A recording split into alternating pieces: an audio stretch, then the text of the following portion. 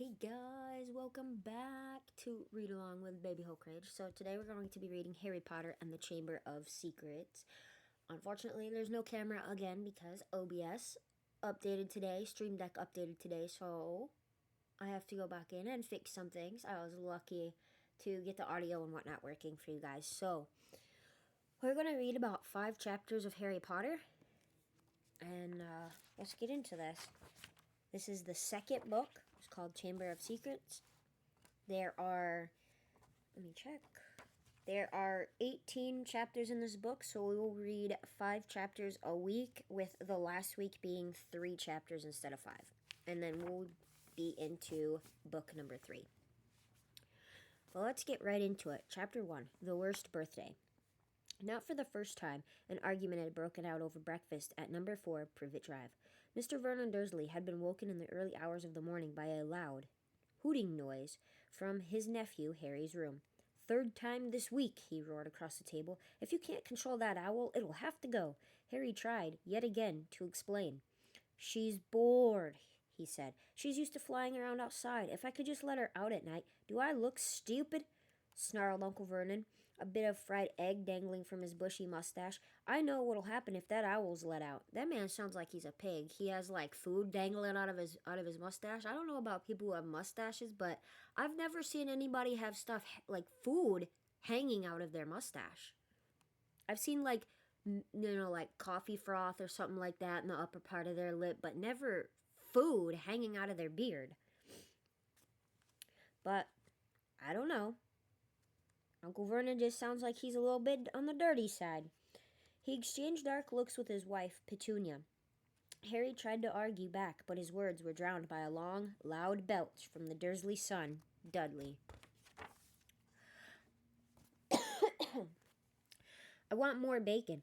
There's more in the frying pan, sweetum," said Aunt Petunia, turning misty eyes on her massive son. "We must build you up while we've got the chance. I don't like the sound of that school food." "Nonsense, Petunia. I never went hungry when I was at Smeltings," said Uncle Vernon heartily. "Dudley gets enough. Don't you, son?" Dudley, who was so large his bottom drooped over either side of the kitchen chair, grinned and turned to Harry. "Pass the frying pan." "You've forgotten the magic word," said Harry irritably. The effect of this simple sentence on the rest of the family was incredible. Dudley gasped and fell off his chair with a crash that shook the whole kitchen. Mrs. Dursley gave a small scream and clapped her hands to her mouth. Mr. Dursley jumped to his feet, veins throbbing in his temples. "I meant please," said Harry quickly. "I didn't mean—" "What have I told you?" thundered his uncle, spraying spit over the table. "That sounds about unsanitary to me. I think they need some COVID masks." "About saying the M word in our house. But how dare you threaten Dudley?" "Right, Uncle Vernon," pounding the table with his fist. I warned you. I will not tolerate the mention of your abnormality under this roof." Harry stared from his purple-faced uncle to his pale aunt, who was trying to heave Dudley to his feet.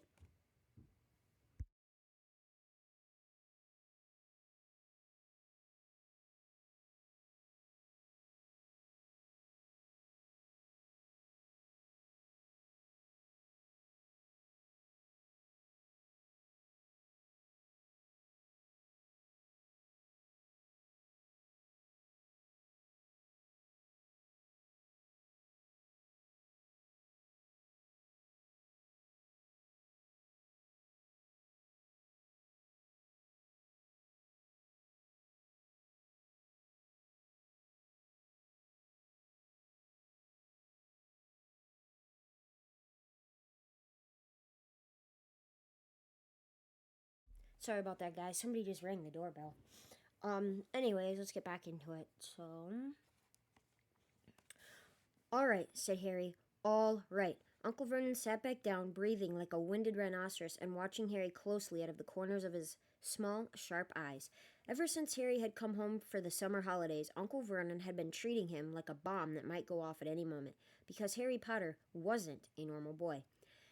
As a matter of fact, he was not normal, as it is possible to be.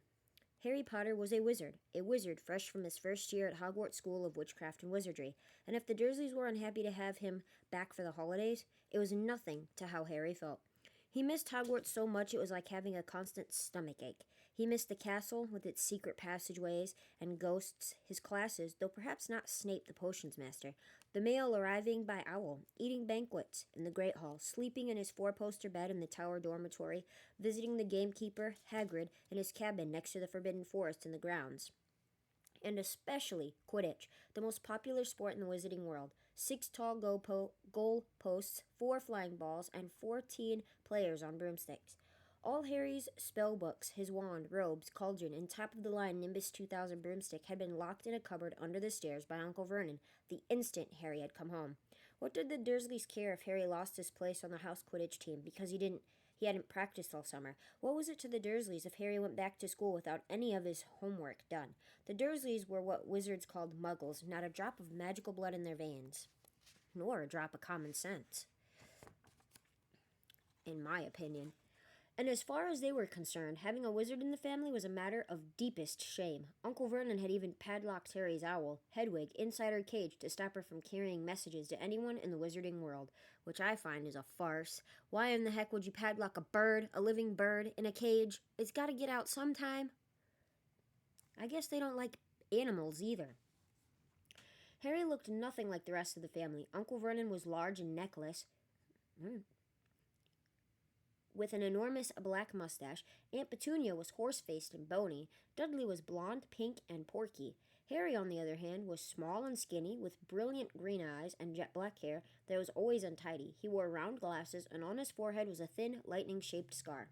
It was this scar that made Harry so particularly unusual, even for a wizard. This scar was the only hint of Harry's very mysterious past, of the reason he had been left on the Dursleys' doorstep 11 years before. I would have rather faced being away from the Dursleys. Like, put me with a different magical family, I'll take my chances. At the age of 1 year old, Harry had somehow survived a curse from the greatest dark sorcerer of all time, Lord Voldemort, whose name most witches and wizards still feared to speak. Harry's parents had died in Voldemort's attack, but Harry had escaped with his lightning scar, and somehow, nobody understood why, Voldemort's powers had been destroyed the instant he had failed to kill Harry. So Harry had been brought up by his dead mother's sister and her husband.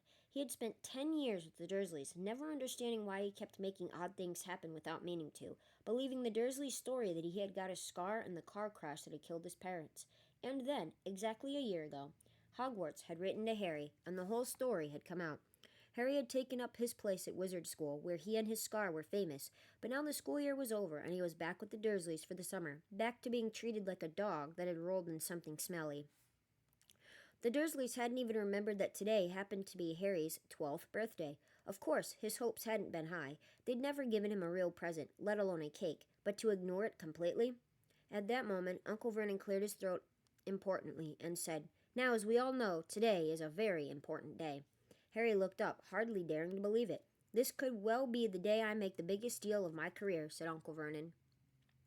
Harry went back to his toast. Of course, he thought bitterly. Uncle Vernon was talking about the stupid dinner party. He'd been talking of nothing else for 2 weeks. Some rich builder and his wife were coming to dinner, and Uncle Vernon was hoping to get a huge order from him. Uncle Vernon's company made drills. "I think we should run through the schedule one more time," said Uncle Vernon. "We should all be in position at 8 o'clock. Petunia, you will be..." This sounds like a rehearsed dinner. This sounds like you're preparing for a movie-type dinner. "In the lounge," said Aunt Petunia promptly, waiting to welcome them graciously to our home. Good, good, Aunt Dudley. I'll be waiting to open the door." Dudley put on a foul, simpering smile. "May I take your coats, Mr. and Mrs. Mason?" "They'll love him," cried Aunt Petunia rapturously. "Excellent, Dudley," said Uncle Vernon. Then he rounded on Harry. "And you." "I'll be in my bedroom, making no noise and pretending I'm not there," said Harry tonelessly. "Exactly," said Uncle Vernon nastily. "I will lead them into the lounge, introduce you, Petunia, and pour them drinks. At 8:15, I'll announce dinner," said Aunt Petunia. "And Dudley, you'll say, 'May I take you through to the dining room, Mrs. Mason?'" said Dudley, offering his fat arm to an invisible woman. "My perfect little gentleman," sniffed Aunt Petunia. "And you," said Uncle Vernon viciously to Harry. "I'll be in my room, making no noise and pretending I'm not there," said Harry dully. "Precisely. Now, we should aim to get in a few good compliments at dinner. Petunia, any ideas? Vernon tells me you are a wonderful golfer, Mr. Mason. Do tell me where you bought your dress, Mrs. Mason." Perfect, Dudley. How about we had to write an essay about our hero at school, Mr. Mason, and I wrote about you. This was too much for both Aunt Petunia and Harry. Aunt Petunia burst into tears and hugged her son, while Harry ducked under the table so they wouldn't see him laughing. And you, boy. Harry fought to keep his face straight as he emerged. I'll be in my room, making no noise and pretending I'm not there, he said. Too right you will, said Uncle Vernon forcefully. The Masons don't know anything about you, and it's going to stay that way. When dinner's over, you take Mrs. Mason back to the lounge for coffee. Petunia and I'll bring the subject around drills. With any luck, I'll have the deal signed and sealed before the news at 10. We'll be shopping for a vacation home in Majorca this time tomorrow. And I'm probably saying that wrong, but that's how it looks. Harry couldn't feel too excited about this. He didn't think the Dursleys would like him any better in Majorca than they did on Privet Drive. Right, I'm off into town to pick up the dinner jackets for Dudley and me, and you, he snarled at Harry. You stay out of your aunt's way while she's cleaning. Harry left through the back door. It was a brilliant sunny day. He crossed the lawn, slumped down on the garden bench, and sang under his breath, Happy birthday to me, happy birthday to me. No cards, no presents, and he would be spending the evening pretending not to exist. He gazed miserably into the hedge. He had never felt so lonely. More than anything else at Hogwarts, more even than playing Quidditch, Harry missed his best friends, Ron Weasley and Hermione Granger. They, however, didn't seem to be missing him at all. Neither of them had written to him all summer, even though Ron had said he was going to ask Harry to come and stay. Countless times Harry had been on the point of unlocking Hedwig's cage by magic and sending her to Ron and Hermione with a letter. But it wasn't worth the risk. Underage wizards weren't allowed to use magic outside of school. Harry hadn't told the Dursleys this. He knew it was only their terror that he might turn them all into dung beetles that stopped them from locking him in the cupboard under the stairs with his wand and broomstick. For the first couple of weeks back, Harry had enjoyed muttering nonsense words under his breath and watching Dudley tearing out of the room as fast as his fat legs would carry him. But the long silence from Ron and Hermione had made Harry feel so cut off from the magical world that even taunting Dudley had lost its appeal. And now Ron and Hermione had forgotten his birthday. What wouldn't he give now for a message from Hogwarts, from any witch or wizard? He'd almost be glad of a sight of his arch-enemy, Draco Malfoy, just to be sure it hadn't all been a dream.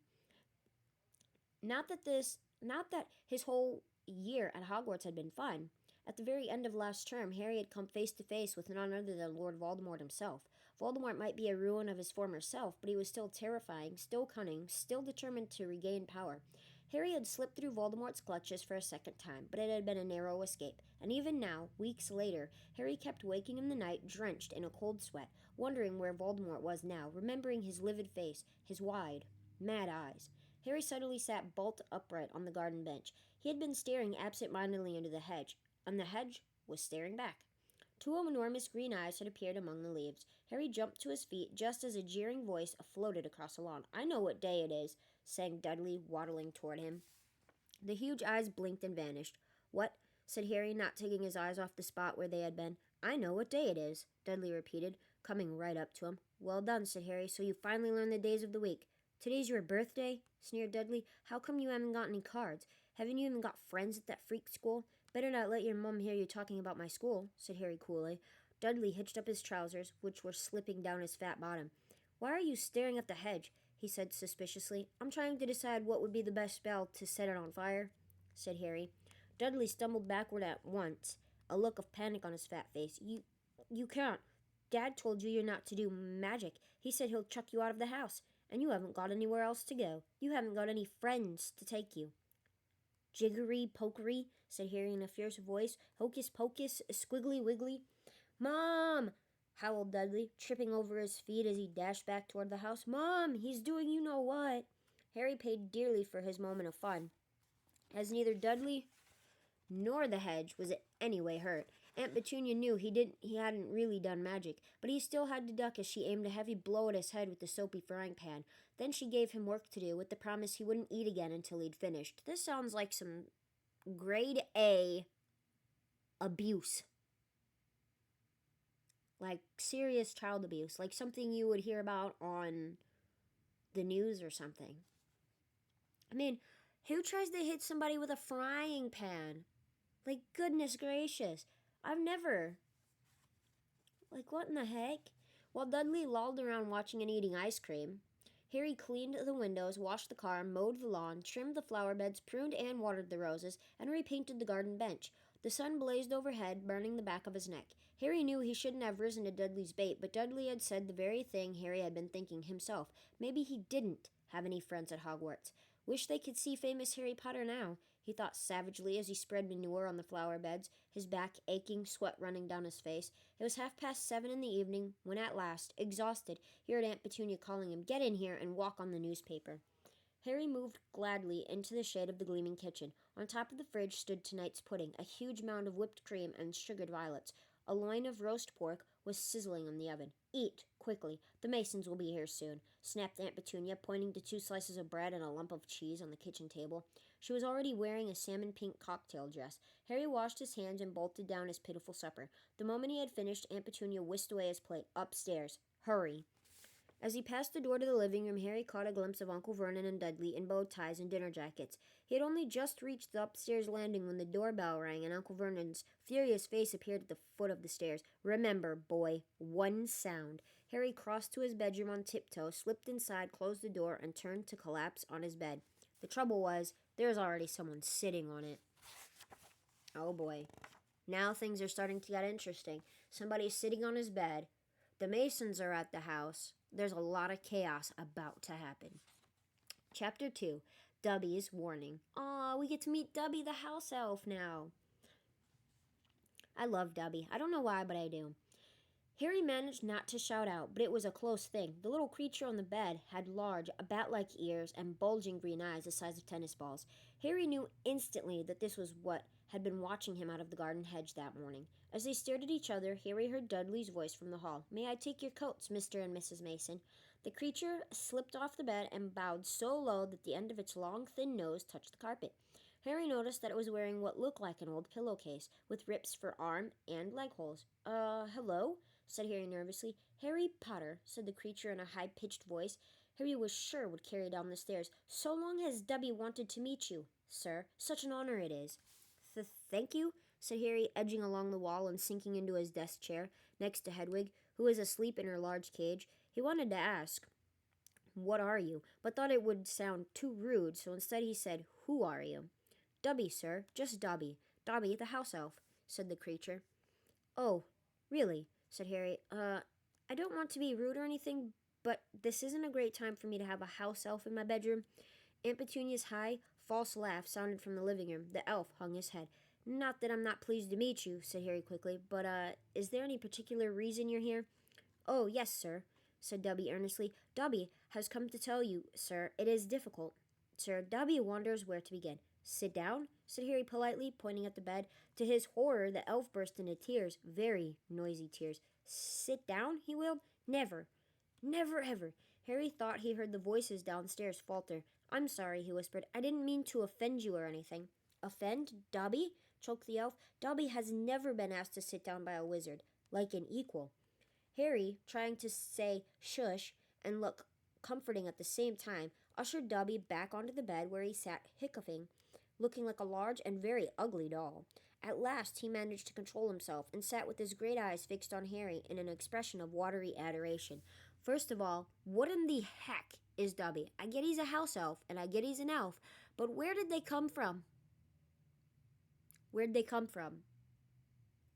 And why do they use them around the house to clean and do their bidding and do all of this? And why do they have to punish themselves?" Makes no damn sense to me. It just doesn't.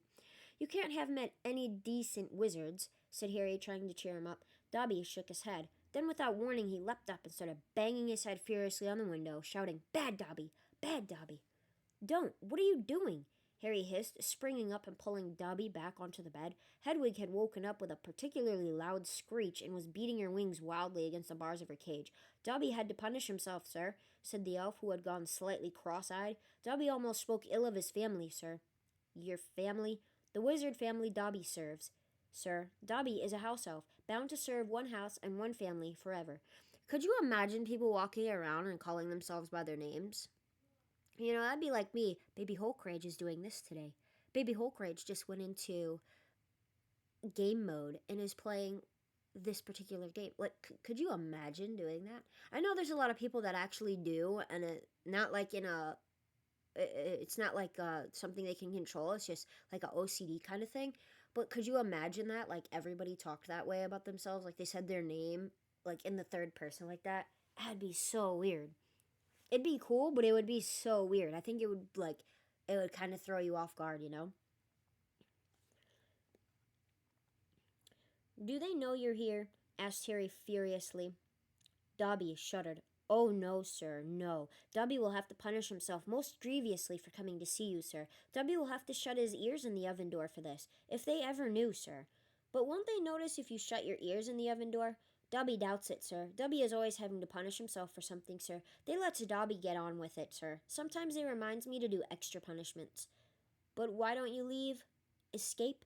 A house elf must be set free, sir, and the family will never set Dobby free. Dobby will serve the family until he dies, sir. Harry stared. And I thought I had it bad staying here for another 4 weeks. He said, This makes the Dursleys sound almost human. Can't anyone help you? Can't I? Almost at once, Harry wished he hadn't spoken. Dobby dissolved again into wails of gratitude. Please, Harry whispered frantically, please be quiet. If the Dursleys hear anything, if they know you're here. Harry Potter asks if he can help Dobby. Dobby has heard of your greatness, sir, but of your goodness, Dobby never knew. Harry, who was feeling distinctly hot in the face, said, Whatever you've heard about my greatness is a load of rubbish. I'm not even half of my year at Hogwarts. That's Hermione. But he stopped quickly because thinking about Hermione was painful. Harry Potter is humble and modest, said Dobby reverently, his orb-like eyes aglow. Harry Potter speaks not of his triumph over he who must not be named. Voldemort, said Harry. Dobby clapped his hands over his bat ears and moaned, speak not the name, sir. Speak not the name. Sorry, said Harry quickly. I know lots of people don't like it. My friend Ron, he stopped again. Thinking about Ron was painful too.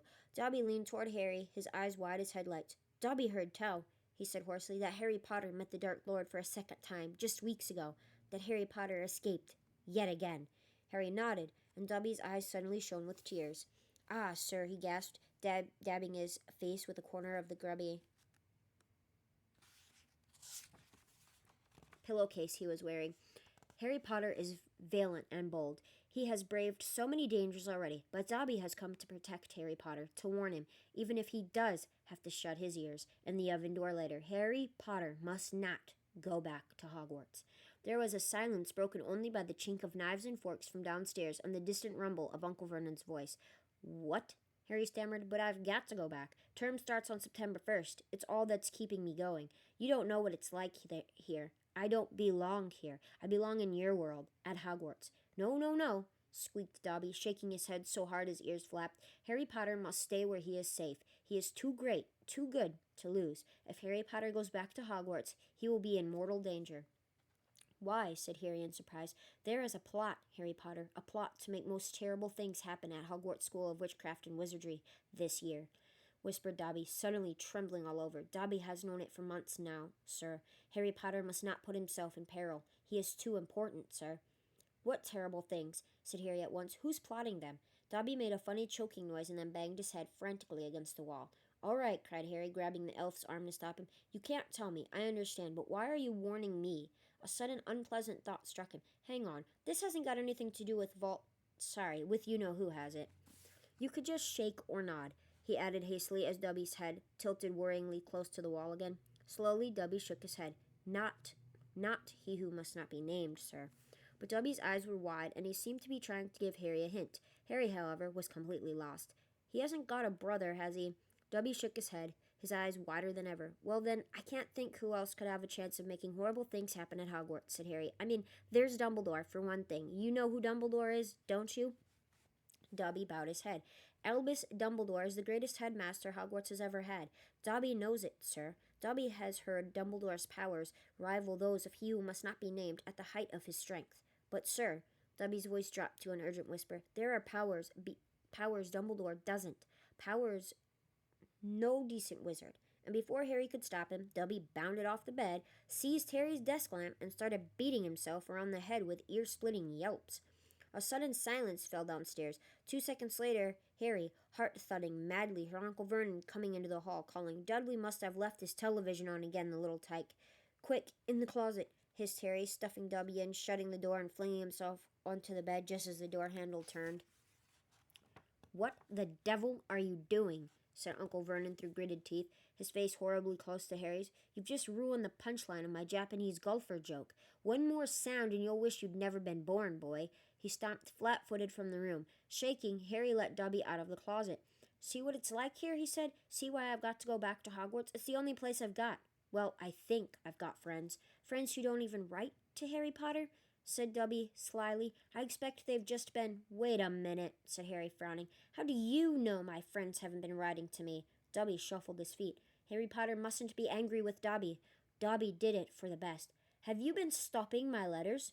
"Dobby has them here, sir," said the elf. Stepping nimbly out of Harry's reach, he pulled a thick wad of envelopes from the inside of the pillowcase he was wearing. Harry could make out Hermione's neat writing, Ron's untidy scrawl, and even a scribble that looked as though it was from the Hogwarts gamekeeper, Hagrid. Dobby blinked anxiously up at Harry. Harry Potter mustn't be angry, Dobby hoped. If Harry Potter thought his friends had forgotten him, Harry Potter might not want to go back to school, sir. Harry wasn't listening. He made a grab for the letters, but Dobby jumped out of reach. "Harry Potter will have them, sir, if he gives Dobby his word that he will not return to Hogwarts." "Ah, sir, this is a danger you must not face. Say you won't go back, sir." "No," said Harry angrily. "Give me my friend's letters." "Then Harry Potter leaves Dobby no choice," said the elf sadly. Before Harry could move, Dobby had darted to the bedroom door, pulled it open, and sprinted down the stairs. Mouth dry, stomach lurching, Harry sprang after him, trying not to make a sound. He jumped the last 6 steps, landing cat-like on the hall carpet, looking around for Dobby. From the dining room he heard Uncle Vernon saying, "Tell Petunia that very funny story about those American plumbers, Mr. Mason. She's been dying to hear." Harry ran up the hall into the kitchen and felt his stomach disappear. Aunt Petunia's masterpiece of a pudding, the mountain of cream and sugared violets, was floating up near the ceiling. On top of a cupboard in the corner crouched Dobby. "No," croaked Harry. "Please, they'll kill me."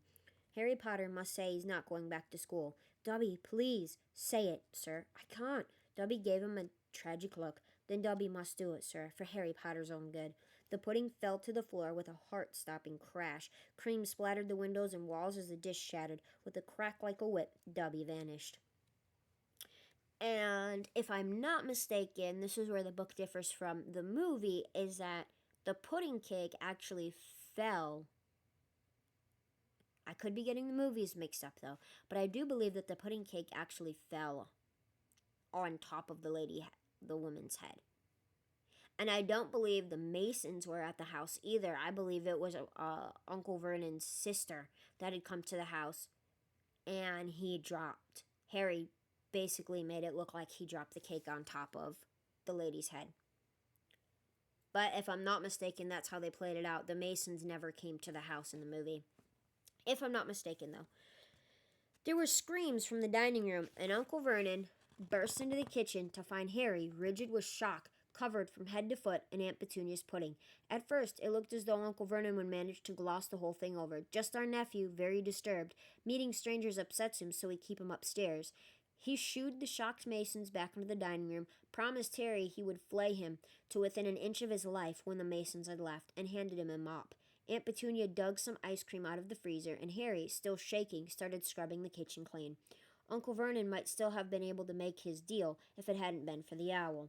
Aunt Petunia was just passing around a box of after-dinner mints when a huge barn owl swooped through the dining room window, dropped a letter on Mrs. Mason's head, and swooped out again. Mrs. Mason screamed like a banshee and ran from the house, shouting about lunatics. Mr. Mason stayed just long enough to tell the Dursleys that his wife was mortally afraid of birds of all shapes and sizes, and to ask whether this was their idea of a joke. Harry stood in the kitchen, clutching the mop for support, as Uncle Vernon advanced on him, a demonic glint in his tiny eyes. "Read it," he hissed evilly, brandishing the letter the owl had delivered. "Go on, read it." Harry took it. It did not contain birthday greetings. "Dear Mr. Potter, we have received intelligence that a hover charm was used at your place of residence this evening at 12 minutes past 9. As you know, underage wizards are not permitted to perform spells outside of school, and further spell work on your part may lead to expulsion from said school. Decree for the reasonable restriction of underage sorcery, 1875, paragraph C. We would also ask you to remember that any magical activity that risks notice by members of the non-magical community, Muggles, is a serious offense under Section 13 of the International Confederation of Warlocks Statute of Secrecy. Enjoy your holidays. Yours sincerely, Mafalda Hopkirk. Improper use of magic office, Ministry of Magic. Harry looked up from the letter and gulped. "You didn't tell us you weren't allowed to use magic outside school," said Uncle Vernon, and a mad gleam dancing in his eyes. Forgot to mention it. Slipped your mind, I dare say. He was bearing down on Harry like a great bulldog, all his teeth bared. Well, I've got news for you, boy. I'm locking you up. You're never going back to that school. Never. And if you try and magic yourself out, they'll expel you. And laughing like a maniac, he dragged Harry back upstairs. Uncle Vernon was as bad as his word. The following morning, he paid a man to fit bars on Harry's window. He almost fitted a cat flap in the bedroom door so that small amounts of food could be pushed inside 3 times a day. They let Harry out to use the bathroom morning and evening, otherwise he was locked in his room around the clock. What happens if he has a bad stomach ache? Does he just use a garbage can or something? I mean, does he use his bed sheets? Just curious. 3 days later, the Dursleys were showing no sign of relenting, and Harry couldn't see any way out of his situation. He lay on his bed watching the sun sinking behind the bars on the window and wondered miserably what was going to happen to him. What was the good of magicking himself out of his room if Hogwarts would expel him for doing it? Yet life at Privet Drive had reached an all-time low. Now that the Dursleys knew they weren't going to wake up as fruit bats, he had lost his only weapon. Dobby might have saved Harry from horrible happenings at Hogwarts, but the way things were going, he'd probably starve to death anyway. The cat flap rattled and Aunt Petunia's hand appeared, pushing a bowl of canned soup into the room. Harry, whose insides were aching with hunger, jumped off his bed and seized it. The soup was stone cold, but he drank half of it in one gulp. Then he crossed the room to Hedwig's cage and tipped the soggy vegetables at the bottom of the bowl into her empty food tray. She ruffled her feathers and gave him a look of deep disgust. "It's no good turning your beak up at it. That's all we've got," said Harry grimly. He put the empty bowl back on the floor next to the cat flap and lay back down on the bed, somehow even hungrier than he had been before the soup. Supposing he was still alive in another 4 weeks, what would happen if he didn't turn up at Hogwarts? Would someone be sent to see why he hadn't come back? Would they be able to make the Dursleys let him go? The room was growing dark. Exhausted, stomach grumbling, mind spinning over the same unanswerable questions, Harry fell into an uneasy sleep. He dreamed that he was on show in a zoo, with a card reading underage wizard attached to his cage. People goggled through the bars at him as he lay, starving and weak, on a bed of straw. He saw Dobby's face in the crowd and shouted out, asking for help. But Dobby called, "Harry Potter is safe there, sir," and vanished. Then the Dursleys appeared, and Dudley rattled the bars of the cage, laughing at him. "Stop it," Harry muttered as the rattling pounded in his sore head. "Leave me alone. Cut it out. I'm trying to sleep." He opened his eyes. Moonlight was shining through the bars on the window, and someone was goggling through the bars at him. A freckle-faced, red-haired, long-nosed someone. Ron Weasley was outside Harry's window. It's about time they do something. Chapter 3, The Burrow. "Ron," breathed Harry, creeping to the window and pushing it up so they could talk through the bars. "Ron, how did you... what the..." Harry's mouth fell open as the full impact of what he was seeing hit him. Ron was leaning out of the back window of an old turquoise car, which was parked in midair. Grinning at Harry from the front seats were Fred and George, Ron's elder twin brothers. "All right, Harry," asked George. "What's been going on?" said Ron. "Why haven't you been answering my letters? I've asked you to stay about 12 times, and then Dad came home and said you'd got an official warning for using magic in front of Muggles. It wasn't me. And how did he know?" "He works for the Ministry," said Ron. "You know we're not supposed to do spells outside school?" "You should talk," said Harry, staring at the floating car. "Oh, this doesn't count," said Ron. "We're only borrowing this. It's Dad's. We didn't enchant it, but doing magic in front of those Muggles you live with." "I told you I didn't, but it'll take too long to explain now. Look, can you tell them at Hogwarts that the Dursleys have locked me up and won't let me come back? Now, obviously, I can't magic myself out, because the Ministry will think that's the second spell I've done in 3 days. So, stop gibbering," said Ron. "We've come to take you home with us. But you can't magic me out either." "We don't need to," said Ron, jerking his head toward the front seat and grinning. "You forget who I've got with me." "Tie that around the bars," said Fred, throwing the end of a rope to Harry. "If the Dursleys wake up, I'm dead," said Harry as he tied the rope tightly around a bar and Fred revved up the car. "Don't worry," said Fred, "and stand back." Harry moved back into the shadows next to Hedwig, who seemed to have realized how important this was and kept still and silent. The car revved louder and louder, and suddenly, with a crunching noise, the bars were pulled clean out of the window as Fred drove straight up in the air. Harry ran back to the window to see the bars dangling a few feet above the ground. Panting, Ron hoisted them up into the car. Harry listened anxiously, but there was no sound from the Dursleys' bedroom. When the bars were safely in the back seat with Ron, Fred reversed as close as possible to Harry's window. "Get in. Ron said. "But all my Hogwarts stuff, my wand, my broomstick, where is it? Locked in the cupboard under the stairs, and I can't get out of this room." "No problem," said George from the front passenger seat. "Out of the way, Harry." Fred and George climbed cat-like through the window into Harry's room. "You had to hand it to them," thought Harry, as George took an ordinary hairpin from his pocket and started to pick the lock. "A lot of wizards think it's a waste of time knowing this sort of muggle trick," said Fred, "but we feel their skills worth learning, even if they are a bit slow." There was a small click, and the door swung open. "So, we'll get your trunk. You grab anything you need from your room and hand it out to Ron," whispered George. "Watch out for the bottom stair. It creaks," Harry whispered back as the twins disappeared onto the dark landing. Now, these twins come in handy. Like, I'm just saying, they absolutely come in handy. Harry dashed around his room, collecting his things and passing them out of the window to Ron. Then he went to help Fred and George heave his trunk up the stairs. Harry heard Uncle Vernon cough. At last, panting, they reached the landing, then carried the trunk through Harry's room to the open window. Fred climbed back into the car to pull with Ron, and Harry and George pushed from the bedroom side. Inch by inch, the trunk slid through the window. Uncle Vernon coughed again. "A bit more," panted Fred, who was pulling from inside the car. One good push. Harry and George threw their shoulders against the trunk, and it slid out of the window into the back seat of the car. "Okay, let's go," George whispered. But as Harry climbed onto the windowsill, there came a sudden loud screech from behind him, followed immediately by the thunder of Uncle Vernon's voice. "That ruddy owl! I've forgotten Hedwig." Harry tore back across the room as the landing light clicked on. He snatched up Hedwig's cage, dashed to the window, and passed it out to Ron. He was scrambling back onto the chest of drawers when Uncle Vernon hammered on the unlocked door, and it crashed open. For a split second, Uncle Vernon stood framed in the doorway. Then he let out a bellow like an angry bull and dived at Harry, grabbing him by the ankle. Ron, Fred, and George seized Harry's arms and pulled as hard as they could. "Petunia!" roared Uncle Vernon. "He's getting away! He's getting away!" But the Weasleys gave a gigantic tug, and Harry's legs slid out of Uncle Vernon's grasp. Harry was in the car. He'd slammed the door shut. "Put your foot down, Fred," yelled Ron, and the car shot suddenly toward the moon. Harry couldn't believe it. He was free. He rolled down the window, the night air whipping his hair, and looked back at the shrinking rooftops of Privet Drive. Uncle Vernon, Aunt Petunia, and Dudley were all hanging, dumbstruck, out of Harry's window.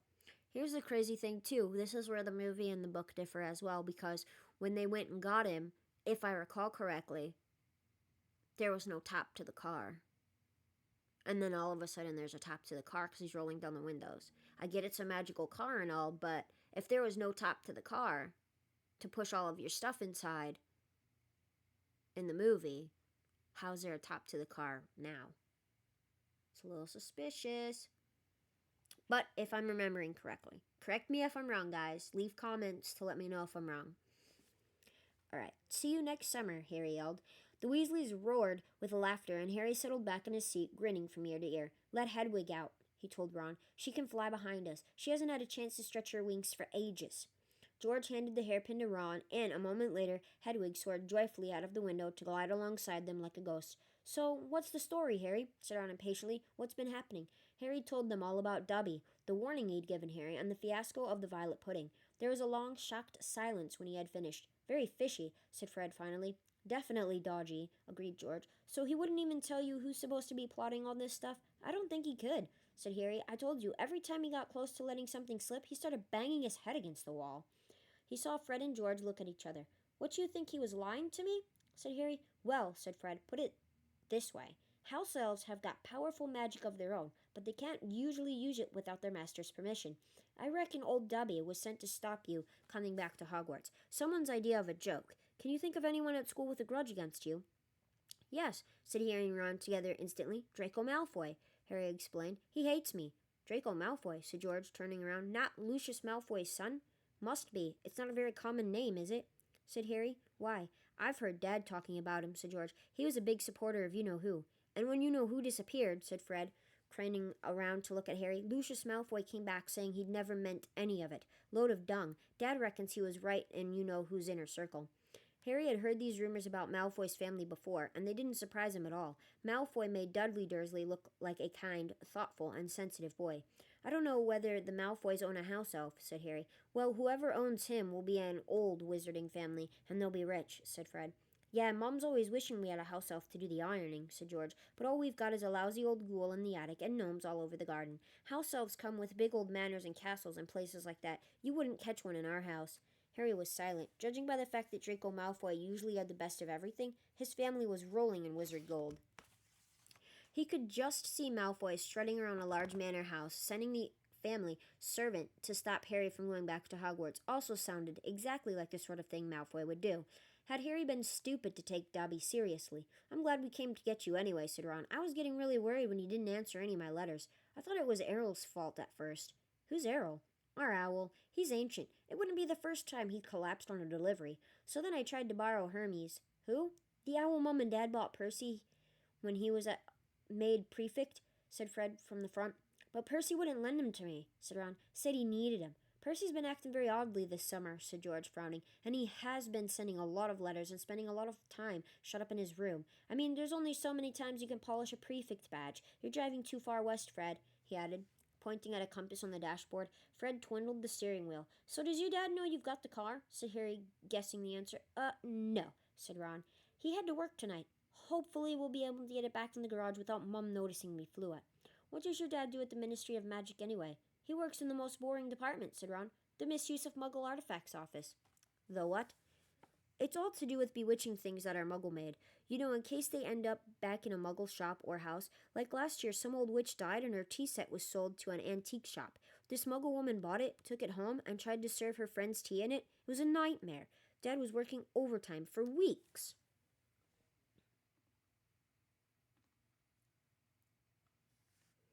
What happened? The teapot went berserk and squirted boiling tea all over the place, and one man ended up at the hospital with the sugar tongs clamped to his nose. Dad was going frantic. It's only him and an old warlock called Perkins in the office, and they had to do memory charms and all sorts of stuff to cover it up. But your dad, this car, Fred laughed. Yeah, Dad's crazy about everything to do with muggles. Our shed's full of muggle stuff. He takes it apart, puts spells on it, puts it back together again. If he raided our house, he'd have to put himself under arrest. It drives Mum mad. That's the main road, said George, peering down through the windshield. We'll be there in 10 minutes. Just as well. It's getting light. A faint pinkish glow was visible along the horizon to the east. Fred brought the car lower, and Harry saw a dark patchwork of fields and clumps of trees. We're a little way outside the village, said George. Ottery St. Catchpole. Lower and lower went the flying car. The edge of a brilliant red sun was now gleaming through the trees. Touchdown, said Fred, as with a slight bump they hit the ground. They had landed next to a tumble-down garage in a small yard, and Harry looked out for the first time at Ron's house. It looked as though it had once been a large stone pig pen, but extra rooms had been added here and there until it was several stories high and so crooked it looked as though it were held up by magic, which, Harry reminded himself, it probably was. 4 or 5 chimneys were perched on top of the red roof. A lopsided sign stuck in the ground near the entrance read, "The Burrow." Around the front door lay a jumble of rubber boots and a very rusty cauldron. Several fat brown chickens were pecking their way around the yard. It's not much, said Ron. It's wonderful, said Harry happily, thinking of Privet Drive. They got out of the car. Now we'll go upstairs real quietly, said Fred, and wait for Mum to call us for breakfast. Then, Ron, you come bounding downstairs going, Mum, look who turned up in the night. And she'll be all pleased to see Harry, and no one need ever know we flew the car. Right, said Ron. Come on, Harry. I sleep at the top. Ron had gone a nasty greenish color, his eyes fixed on the house. The other 3 wheeled around. Mrs. Weasley was marching across the yard, scattering chickens, and for a short, plump, kind-faced woman, it was remarkable how much she looked like a saber-toothed tiger. Ah, said Fred. Oh, dear, said George. Mrs. Weasley came to a halt in front of them, her hands on her hips, staring from one guilty face to the next. She was wearing a flowered apron with a wand sticking out of the pocket. So, she said. Morning, Mum, said George, in what he clearly thought was a jaunty, winning voice. Have you any idea how worried I've been? Said Mrs. Weasley in a deadly whisper. Sorry, Mum, but see, we had to. All 3 of Mrs. Weasley's sons were taller than she was, but they cowered as her rage broke over them.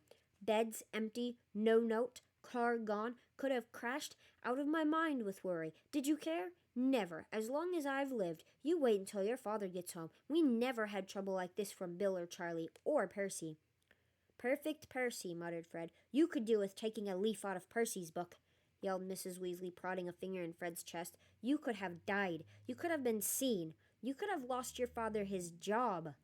It seemed to go on for hours. Mrs. Weasley had shouted herself hoarse before she turned on Harry, who backed away. "I'm very pleased to see you, Harry dear," she said. "Come in and have some breakfast."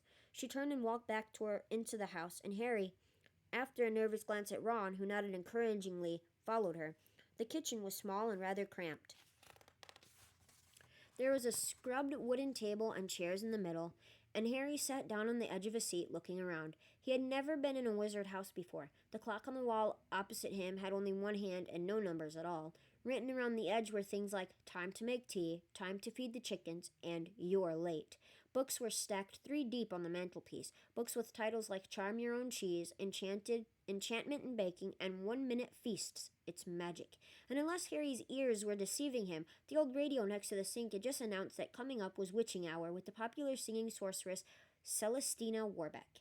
Mrs. Weasley was clattering around, cooking breakfast a little haphazardly, throwing dirty looks at her sons as she threw sausages into the frying pan. Every now and then she muttered things like "Don't know what you were thinking of," and never would have believed it. "I don't blame you, dear," she assured Harry, tipping 8 or 9 sausages onto his plate. "Arthur and I have been worried about you, too. Just last night we were saying we'd come and get you ourselves if you hadn't written back to Ron by Friday. But really," she was now adding 3 fried eggs to his plate, "flying in a legal car halfway across the country? Anyone could have seen you." She flicked her wand casually at the dishes in the sink, which began to clean themselves, clinking gently in the background. "It was cloudy, Mum," said Fred. "You keep your mouth closed while you're eating," Mrs. Weasley snapped. "They were starving him, Mum," said George. "And you," said Mrs. Weasley, but it was with a slightly softened expression that she started cutting Harry bread and buttering it for him. At that moment, there was a diversion in the form of a small, red-headed figure in a long nightdress who appeared in the kitchen, gave a small squeal, and ran out again. "Ginny," said Ron in an undertone to Harry, "my sister. She's been talking about you all summer." "Yeah, she'll be wanting your autograph, Harry," Fred said with a grin, but he caught his mother's eye and bent his face over his plate without another word. Nothing more was said until all 4 plates were clean, which took a surprisingly short time. "Blimey, I'm tired," yawned Fred, setting down his knife and fork at last. "I think I'll go to bed and—" "You will not," snapped Mrs. Weasley. "It's your own fault you've been up all night. You're going to denome the garden for me. They're getting completely out of hand again." "Oh, Mom, and you too," she said, glaring at Ron and Fred. "You can go up to bed, dear," she added to Harry. "You didn't ask them to fly that wretched car." But Harry, who felt wide awake, said quickly, "I'll help Ron. I've never seen a denoming." "That's very sweet of you, dear, but it's dull work," said Mrs. Weasley. "Now let's see what Lockhart's got to say on the subject." And she pulled a heavy book from the stack on the mantelpiece. George groaned. "Mum, we know how to denome a garden." Harry looked at the cover of Mrs. Weasley's book. Written across it in fancy gold letters were the words "Gilderoy Lockhart's Guide to Household Pests." There was a big photograph on the front of a very good-looking wizard with wavy blonde hair and bright blue eyes. As always in the wizarding world, the photograph was moving. The wizard, who Harry supposed was Gilderoy Lockhart, kept winking cheekily up at them all. Mrs. Weasley beamed down at him. "Oh, he is marvelous," she said. "He knows his household pests, all right. It's a wonderful book." "Mum fancies him," said Fred in a very audible whisper. "Don't be so ridiculous, Fred," said Mrs. Weasley, her cheeks rather pink. "All right, if you think you know better than Lockhart, you can go and get on with it. And woe betide you if there's a single gnome in that garden when I come out to inspect it." Yawning and grumbling, the Weasleys slouched outside with Harry behind them. The garden was large, and in Harry's eyes exactly what a garden should be. The Dursleys wouldn't have liked it. There were plenty of weeds, and the grass needed cutting. But there were gnarled trees all around the walls, plants Harry had never seen spilling from every flower bed, and a big green pond full of frogs. "Muggles have garden gnomes too, you know," Harry told Ron as they crossed the lawn. "Yeah, I've seen those things. They think are gnomes," said Ron, bent double with his head in a peony bush, "like fat little Santa Clauses with fishing poles." There was a violent scuffling noise. The peony bush shuddered, and Ron straightened up. "This is a gnome," he said grimly. "Get off! Get off! Get off me!" squealed the gnome. It was certainly nothing like Santa Claus. It was a small and leathery looking, with a large, knobby, bald head, exactly like a potato.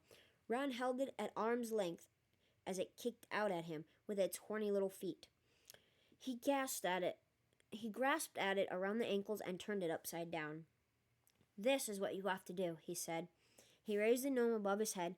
"Get off me!" and started to swing it in great circles like a lasso. Seeing the shocked look on Harry's face, Ron added, "It doesn't hurt them.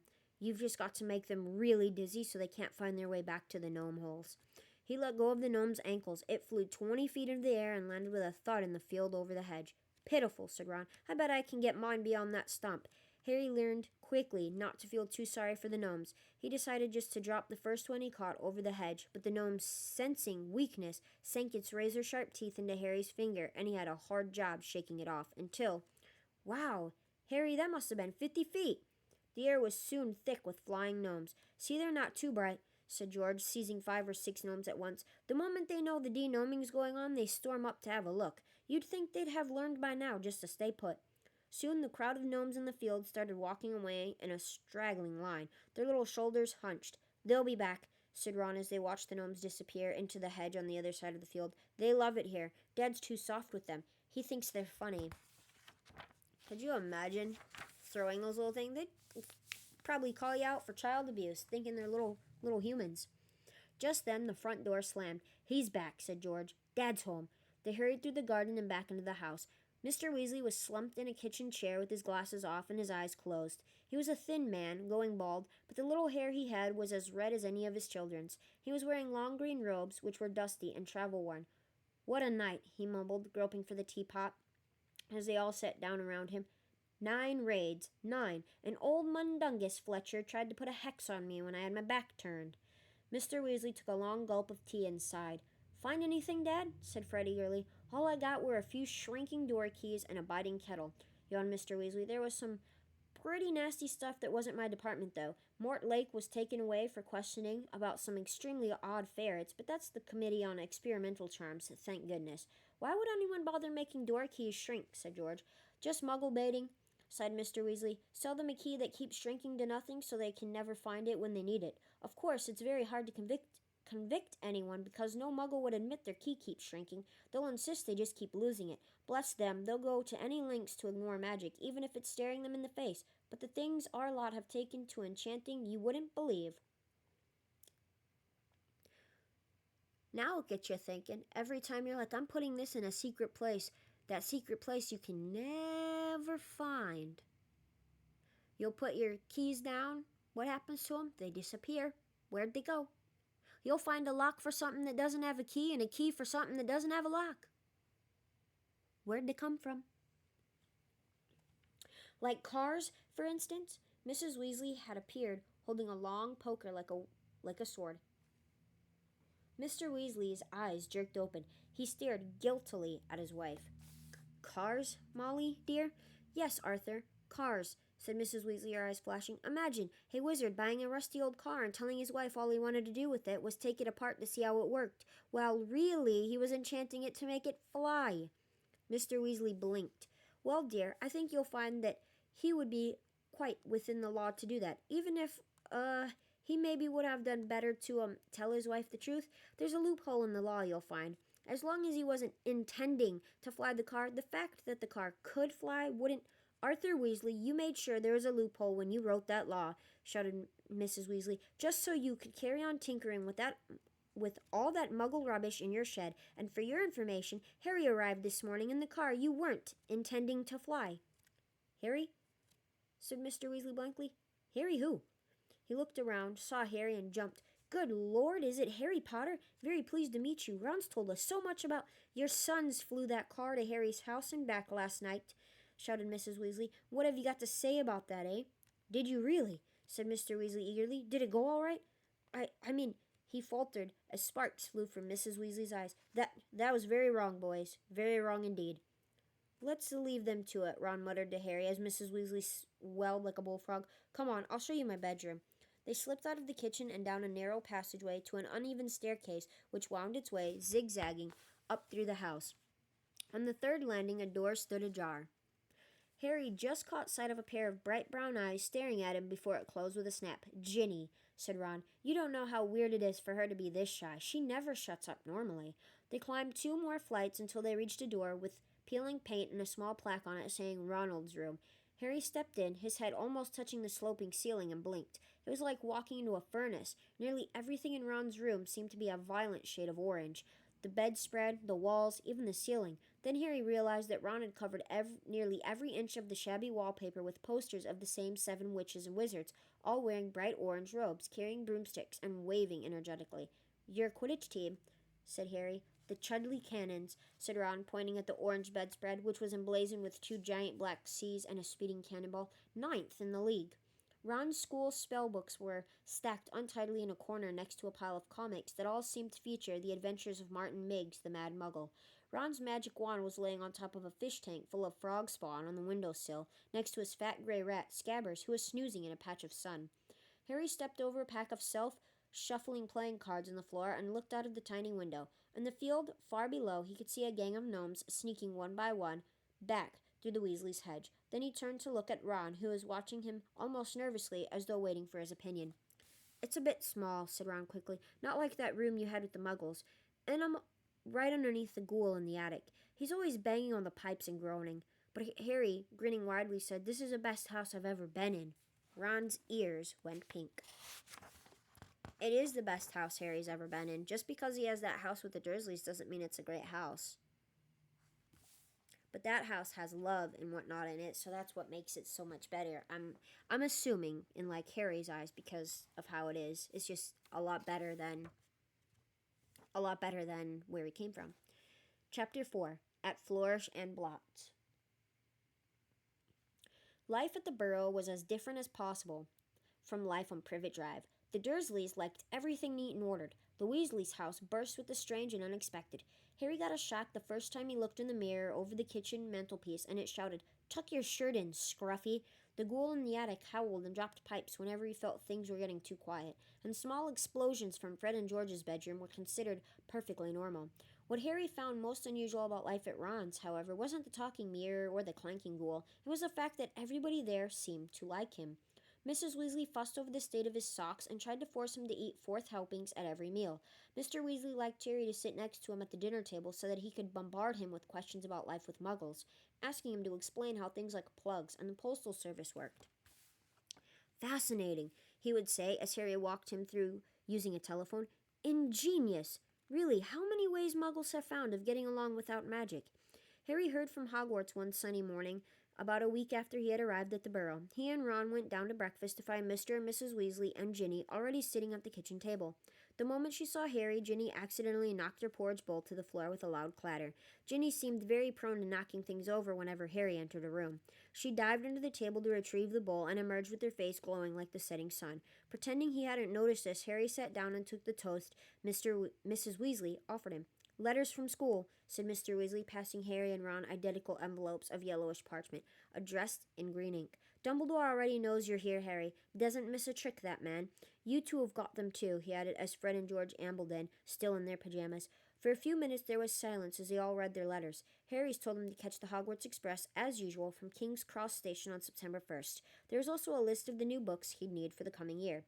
Second-year students will require The Standard Book of Spells, Grade 2, by Miranda Goshank, Break with a Banshee by Gilderoy Lockhart, Gadding with Ghouls by Gilderoy Lockhart, Holidays with Hags by Gilderoy Lockhart, Travels with Trolls by Gilderoy Lockhart, Voyages with Vampires by Gilderoy Lockhart, Wanderings with Werewolves, once again by Gilderoy Lockhart, Year with the Yeti, as well by Gilderoy Lockhart. Fred, who had finished his own list, peered over at Harry's. "You've been told to get all Lockhart's books, too?" he said. "The new Defense Against the Dark Arts teacher must be a fan. Bet it's a witch." At this point, Fred caught his mother's eye and quickly busied himself with the marmalade. "That lot won't come cheap," said George with a quick look at his parents. "Lockhart's books are really expensive." "Well, we'll manage," said Mrs. Weasley, but she looked worried. "I expect we'll be able to put up a lot of Ginny's things secondhand." "Oh, are you starting at Hogwarts this year?" Harry asked Ginny. She nodded, blushing to the roots of her flaming hair, and put her elbow in the butter dish. Fortunately, no one saw this except Harry, because just then Ron's elder brother Percy walked in. He was already dressed, his Hogwarts prefect badge pinned to his sweater vest. "Morning, all," said Percy briskly. "Lovely day." He sat down in the only remaining chair, but leapt up again almost immediately, pulling from underneath him a molting gray feather duster. At least, that was what Harry thought it was, until he saw that it was breathing. "Errol," said Ron, taking the limp owl from Percy and extracting a letter from under its wing. "Finally! He's got Hermione's answer. I wrote to her saying we were going to try and rescue you from the Dursleys." He carried Errol to a perched just inside the back door and tried to stand him on it, but Arrow flapped straight off again, so Ron lay him on the draining board instead, muttering, "Pathetic." Then he ripped open Hermione's letter and read it out loud. "Dear Ron and Harry, if you're there, I hope everything went all right and that Harry is okay and that you didn't do anything illegal to get him out. Ron, because that would get Harry into trouble too. I've been really worried, and if Harry is all right, will you please let me know at once? But perhaps it would be better if you used a different owl, because I think another delivery might finish your one off. I'm very busy with schoolwork, of course." "How can she be?" said Ron in horror. "We're on vacation, and we're going to London next Wednesday to buy my new books. Why don't we meet in Diagon Alley? Let me know what's happening as soon as you can. Love, from Hermione." "Well, that fits in nicely. We can go and get all your things then, too," said Mrs. Weasley, starting to clear the table. "What are you all up to today?" Harry, Ron, Fred, and George were planning to go up the hill to a small paddock the Weasleys owned. It was surrounded by trees that blocked it from view of the village below, meaning that they could practice Quidditch there as long as they didn't fly too high. They couldn't use real Quidditch balls, which would have been hard to explain if they had escaped and flown away from the village. Instead, they threw apples for one another to catch. They took turns riding Harry's Nimbus 2000, which was easily the best broom. Ron's old shooting star was often outstripped by passing butterflies. 5 minutes later, they were marching up the hill, broomsticks over their shoulders. They had asked Percy if he wanted to join them, but he had said he was busy. Harry had only seen Percy at mealtime so far. He had stayed shut in his room the rest of the time. "Wish I knew what he was up to," said Fred, frowning. "He's not himself. His exam results came the day before you did. 12 OWLs, and he hardly gloated at all." "Ordinary wizarding levels," George explained, seeing Harry's puzzled look. "Bill got 12, too. If we're not careful, we'll have another head boy in the family. I don't think I could stand the shame." Bill was the oldest Weasley brother. He and the next brother, Charlie, had already left Hogwarts. Harry had never met either of them, but knew that Charlie was in Romania studying dragons, and Bill in Egypt working for the Wizards' Bank, Gringotts. "Dunno how Mum and Dad are going to afford all our school stuff this year," said George after a while. "5 sets of Lockhart books, and Ginny needs robes and a wand, and everything." Harry said nothing. He felt a bit awkward. Stored in an underground vault at Gringotts in London was a small fortune that his parents had left him. Of course, it was only in the wizarding world that he had money. You couldn't use galleons, sickles, and knuts in Muggle shops. He had never mentioned his Gringotts bank account to the Dursleys. He didn't think their horror of anything connected with magic would stretch to a large pile of gold. Mrs. Weasley woke them all early the following Wednesday. After a quick half-a-dozen bacon sandwiches each, they pulled on their coats, and Mrs. Weasley took a flower pot off the kitchen mantelpiece and peered inside. "We're running low, Arthur," she sighed. "We'll have to buy some more today. Ah, well, guests first. After you, Harry dear." And she offered him the flower pot. Harry stared at them, all watching him. "What am I supposed to do?" he stammered. "He's never traveled by Floo powder," said Ron suddenly. "Sorry, Harry, I forgot." "Never," said Mr. Weasley. "But how did you get to Diagon Alley to buy your school things last year?" "I went on the underground." "Really?" said Mr. Weasley eagerly. "Were there escapadors? How exactly?" "Not now, Arthur," said Mr. Weasley. "Floo powder's a lot quicker, dear. But goodness me, if you've never used it before." "He'll be all right, Mum," said Fred. "Harry, watch us first." He took a pinch of glittering powder out of the flower pot, stepped up to the fire, and threw the powder into the flames. With a roar, the fire turned emerald green and rose higher than Fred, who stepped right into it, shouted, "Diagon Alley," and vanished. "You must speak clearly, dear," Mrs. Weasley told Harry as George dipped his hand into the flower pot, "and be sure to get out at the right gate." "Right, great." "The right what?" said Harry nervously as the fire roared and whipped George out of sight too. "Well, there are an awful lot of wizard fires to choose from, you know, but as long as you've spoken clearly." "He'll be fine, Molly, don't fuss," said Mr. Weasley, helping himself to Floo powder too. "But, dear, if he got lost, how would we ever explain to his aunt and uncle?" "They wouldn't mind," Harry reassured her. "Dudley would think it was a brilliant joke if I got lost up a chimney. Don't worry about that." "Well, all right, you go after Arthur," said Mrs. Weasley. "Now, when you get into the fire, say where you're going. And keep your elbows tucked in," Ron advised. "And your eyes shut," said Mrs. Weasley. "The soot—" "Don't fidget," said Ron, "or you might, well, fall out of the wrong fireplace. But don't panic and get out too early. Wait until you see Fred and George." Trying hard to bear all this in mind, Harry took a pinch of Floo powder and walked to the edge of the fire. He took a deep breath, scattered the powder into the flames, and stepped forward. The fire felt like a warm breeze. He opened his mouth and immediately swallowed a lot of ash. "Diagon Alley," he coughed. It felt as though he was being sucked down a giant drain. He seemed to be spinning very fast. The roaring in his ears was deafening. He tried to keep his eyes open, but the whirl of green flames made him feel sick. Suddenly, felt sick. Something hard knocked his elbow, and he tucked it in tightly, still spinning and spinning. Now it felt as though cold hands were slapping his face. Squinting through his glasses, he saw a blurred stream of fireplaces and snatched glimpses of the rooms beyond. His bacon sandwiches were churning inside him. He closed his eyes again, wishing it would stop, and then he fell, face forward, onto cold stone and felt the bridge of his glasses snap.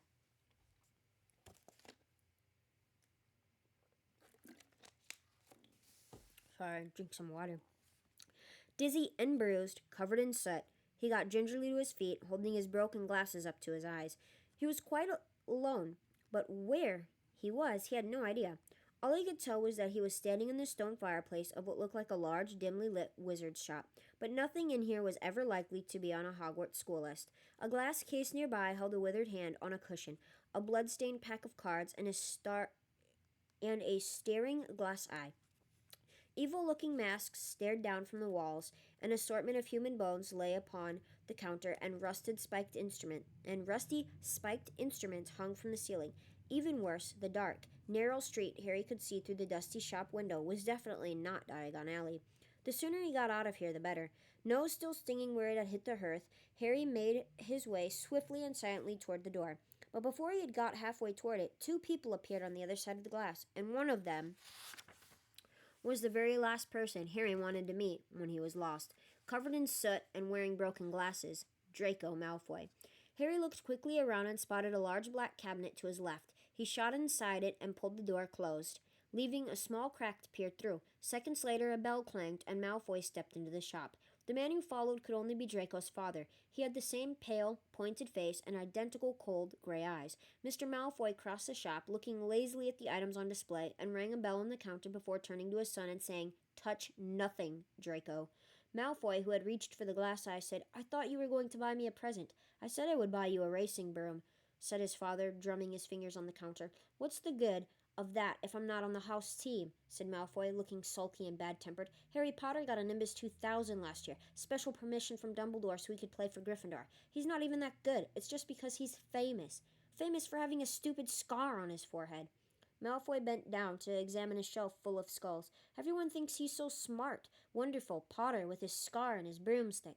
You have told me this at least a dozen times already," said Mr. Malfoy with a quailing look at his son, "and I would remind you that it is not prudent to appear less fond of Harry Potter, not when most of our kind regard him as the hero who made the Dark Lord disappear. Ah, Mr. Borgin."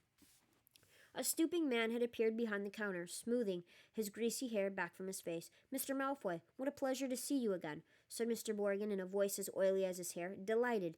And young Master Malfoy, too. Charmed. How may I be of assistance? I must show you just in today, a very reasonably priced—" "I'm not buying today, Mr. Borgin, but selling," said Mr. Malfoy. "Selling?" The smile faded slightly from Mr. Borgin's face. "You have heard, of course, that the Ministry is conducting more raids," said Mr. Malfoy, taking a roll of parchment from his inside pocket and unraveling it for Mr. Borgin to read. "I have a few, items at home that might embarrass me if the Ministry were to call." Mr. Borgin fixed a pair of pince-nez to his nose and looked down the list. I don't know what a pince-nez is, but I kind of thinking it's like glasses or something. Kind of like magnifying glasses. You kind of like just attach them to the bridge of your nose. "The Ministry wouldn't presume to trouble you, sir, surely." Mr. Malfoy's lip curled. "I have not been visited yet. The name Malfoy still commands a certain respect, yet the Ministry grows ever more meddlesome. There are rumors about a new Muggle Protection Act. No doubt that flea-bitten, Muggle-loving fool Arthur Weasley is behind it." Harry felt a hot surge of anger. "And as you see, certain of these poisons might make it appear—" "I understand, sir, of course," said Mr. Borgin. "Let me see." "Can I have that?" interrupted Draco, pointing at the withered hand on its cushion. "Ah, the Hand of Glory," said Mr. Borgin, abandoning Mr. Malfoy's list and scurrying over to Draco. "Insert a candle and it gives light only to the holder. Best friend of thieves and plunderers. Your son has fine taste, sir. I hope my son will amount to more than a thief or a plunderer, Borgin," said Mr. Malfoy coldly, and Mr. Borgin said quickly, "No offense, sir, no offense meant. Though if his grades don't pick up," said Mr. Malfoy more coldly still, "that may indeed be all he is fit for." "It's not my fault," retorted Draco. "The teachers all have favorites. That Hermione Granger, I would have thought you'd be ashamed that a girl of no wizard family beat you in every exam," snapped Mr. Malfoy. "Ha," said Harry under his breath, pleased to see Draco looking both abashed and angry. "It's the same all over," said Mr. Morgan in his oily voice. "Wizard blood is counting for less everywhere." "Not with me," said Mr. Malfoy, his long nostrils flaring. "No, sir, nor with me, sir," said Mr. Morgan with a deep bow. "In that case, perhaps we can return to my list," said Mr. Malfoy shortly. "I am in something of a hurry, Morgan. I have important business elsewhere today." They started to haggle. Harry watched nervously as Draco drew nearer and nearer to his hiding place, examining the objects for sale. Draco paused to examine a long coil of hangman's rope and to read, smirking, the card propped on a magnificent necklace of opals. "Caution, do not touch. Cursed. Has claimed the lives of 19 Muggle owners to date." Draco turned away and saw the cabinet right in front of him. He walked forward. He stretched out his hand for the handle. "Done," said Mr. Malfoy at the counter. "Come, Draco." Harry wiped his forehead on his sleeve as Draco turned away. "Good day to you, Mr. Morgan. I'll expect you at the manor tomorrow to pick up the goods." The moment the door had closed, Mr. Morgan dropped his oily manner. "Good day yourself, Mr. Malfoy, and if the stories are true, you haven't sold me half of what's hidden in your manor." Muttering darkly, Mr. Morgan disappeared into a back room. Harry waited for a moment in case he came back, then quietly as he could, slipped out of the cabinet, past the glass cases, and out of the shop door. Clutching his broken glasses to his face, Harry stared around. He had emerged into a dingy alleyway that seemed to be made up entirely of shops devoted to the dark arts. The one he'd just left, Borgin and Burke's, looked like the largest, but opposite was a nasty window display of shrunken heads, and, 2 doors down, a large cage was alive with gigantic black spiders. Borgin and Burke's is also in the Harry Potter game that I play. They have it in Hogsmeade, like the Hogsmeade area or whatever. Diagon Alley, as they call it. 2 shabby-looking wizards were watching him from the shadow of a doorway, muttering to each other. Feeling jumpy, Harry set off, trying to hold his glasses on straight and hoping against hope he'd be able to find a way out of here. An old wooden street sign hanging over a shop selling poisonous candles, told him that he was in Knockturn Alley. This didn't help, as Harry had never heard of such a place. He supposed he hadn't spoken clearly enough through his mouthful of ashes. Back in the Weasley's fire, trying to stay calm, he wondered what to do. "Not lost, are you, my dear?" said a voice in his ear, making him jump. An aged witch stood in front of him, holding a tray of what looked horribly like whole human fingernails. She leered at him, showing mossy teeth. Harry backed away. She needs a toothbrush, and the fingernails, she probably just plucked them out of her own hands. "I'm fine, thanks," he said. "I'm just... Harry, what do you think you're doing down there?" Harry's heart leapt. So did the witch. A load of fingernails cascaded down over her feet, and she cursed as a massive form of Hagrid, the Hogwarts gamekeeper, came striding toward them, beetle-black eyes flashing over his great bristling beard. "Hagrid," Harry croaked in relief. "I was lost. Floo powder." Hagrid seized Harry by the scruff of the neck and pulled him away from the witch, knocking the tray right out of her hands. Her shrieks followed them all the way along the twisting alleyway out into bright sunlight. Harry saw a familiar snow-white marble building in the distance, Gringotts Bank. Hagrid had steered him right into Diagon Alley. "You're a mess," said Hagrid gruffly, brushing soot off Harry so forcefully he nearly knocked him into a barrel of dragon dung outside an apothecary. "Skulking around Knockturn Alley. I dunno. Dodgy place, Harry. Don't want no one to see you down there." "I realized that," said Harry, ducking as Hagrid made to brush him off again. "I told you, I was lost. What were you doing down there anyway?" "I was looking for a flesh-eating slug repellent," growled Hagrid. "They're ruining the school cabbages. You're not on your own." "I'm staying with the Weasleys, but we got separated," Harry explained. "I've got to go and find them." They set off together down the street. "How come you never wrote back to me?" said Hagrid as Harry jogged alongside him. He had to take 3 steps to every stride of Hagrid's enormous boots. Harry explained all about Dobby and the Dursleys. "Lousy muggles," growled Hagrid. "If I'd have known." Harry, over here." Harry looked up and saw Hermione Granger standing at the top of the white flight of steps to Gringotts. She ran down to meet them, her bushy brown hair flying behind her. "What happened to your glasses?" "Hello, Hagrid." "Oh, it's wonderful to see you two again. Are you coming into Gringotts, Harry?" "As soon as I found the Weasleys," said Harry. "Yeah, I won't have long to wait," Hagrid said with a spin. Harry and Hermione looked around. Sprinting up the crowded street were Ron, Fred, George, Percy, and Mr. Weasley.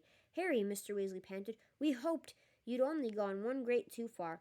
He mopped his glistening bald patch. "Molly's frantic. She's coming now." "Where did you come out?" Ron asked. "Knockturn Alley," said Hagrid grimly. "Excellent," said Fred and George together. We've never been allowed in," said Ron enviously.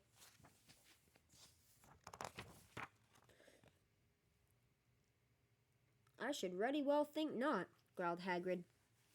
Mrs. Weasley now came galloping into view, her handbag swinging wildly in one hand, Ginny just clinging onto the other.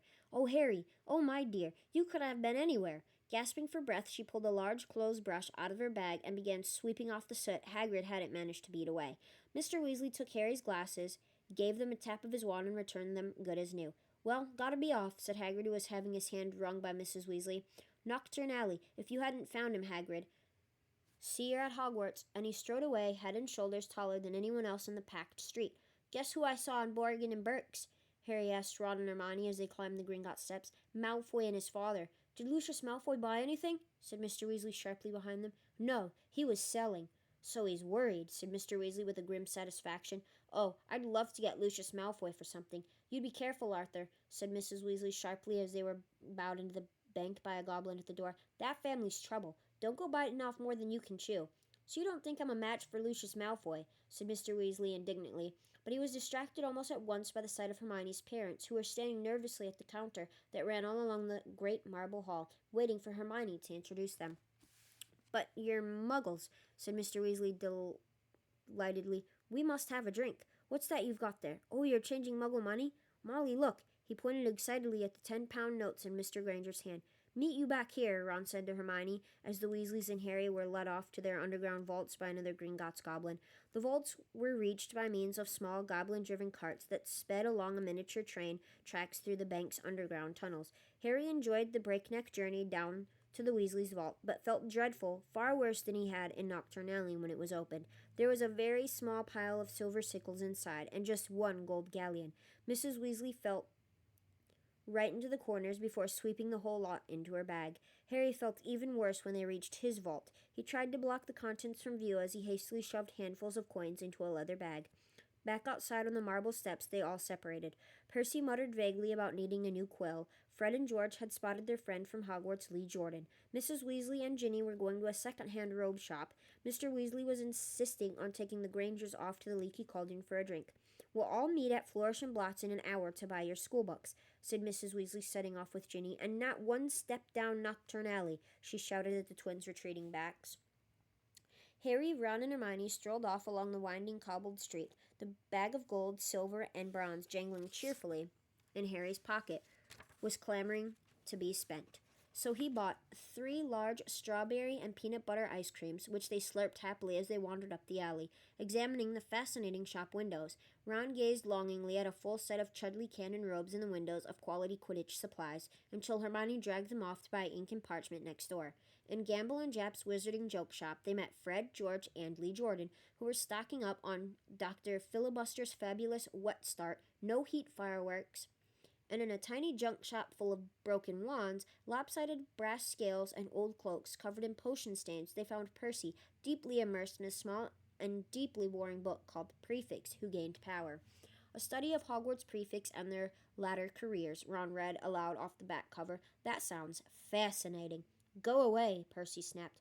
"Course, he's very ambitious, Percy. He's got it all planned out. He wants to be Minister of Magic," Ron told Harry and Hermione in an undertone as they left Percy to it.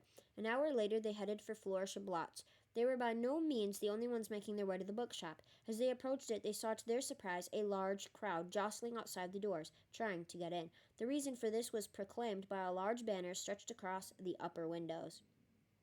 "Gilderoy Lockhart will be signing copies of his autobiography, Magical Me, today, 12:30 p.m. to 4:30 p.m. "We can actually meet him?" Hermione squealed. "I mean, he's written almost the whole book list." The crowd seemed to be made up mostly of witches and Mrs. Weasley's age.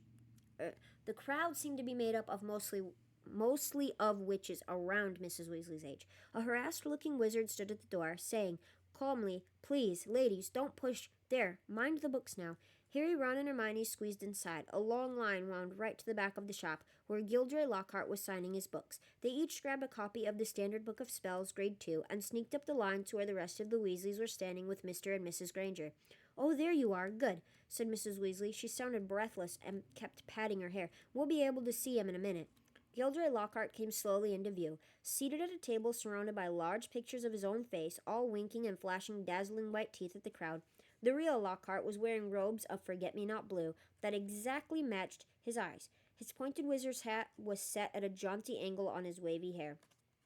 A short, irritable-looking man was dancing around taking photographs with a large black camera that emitted puffs of purple smoke with every blinding flash.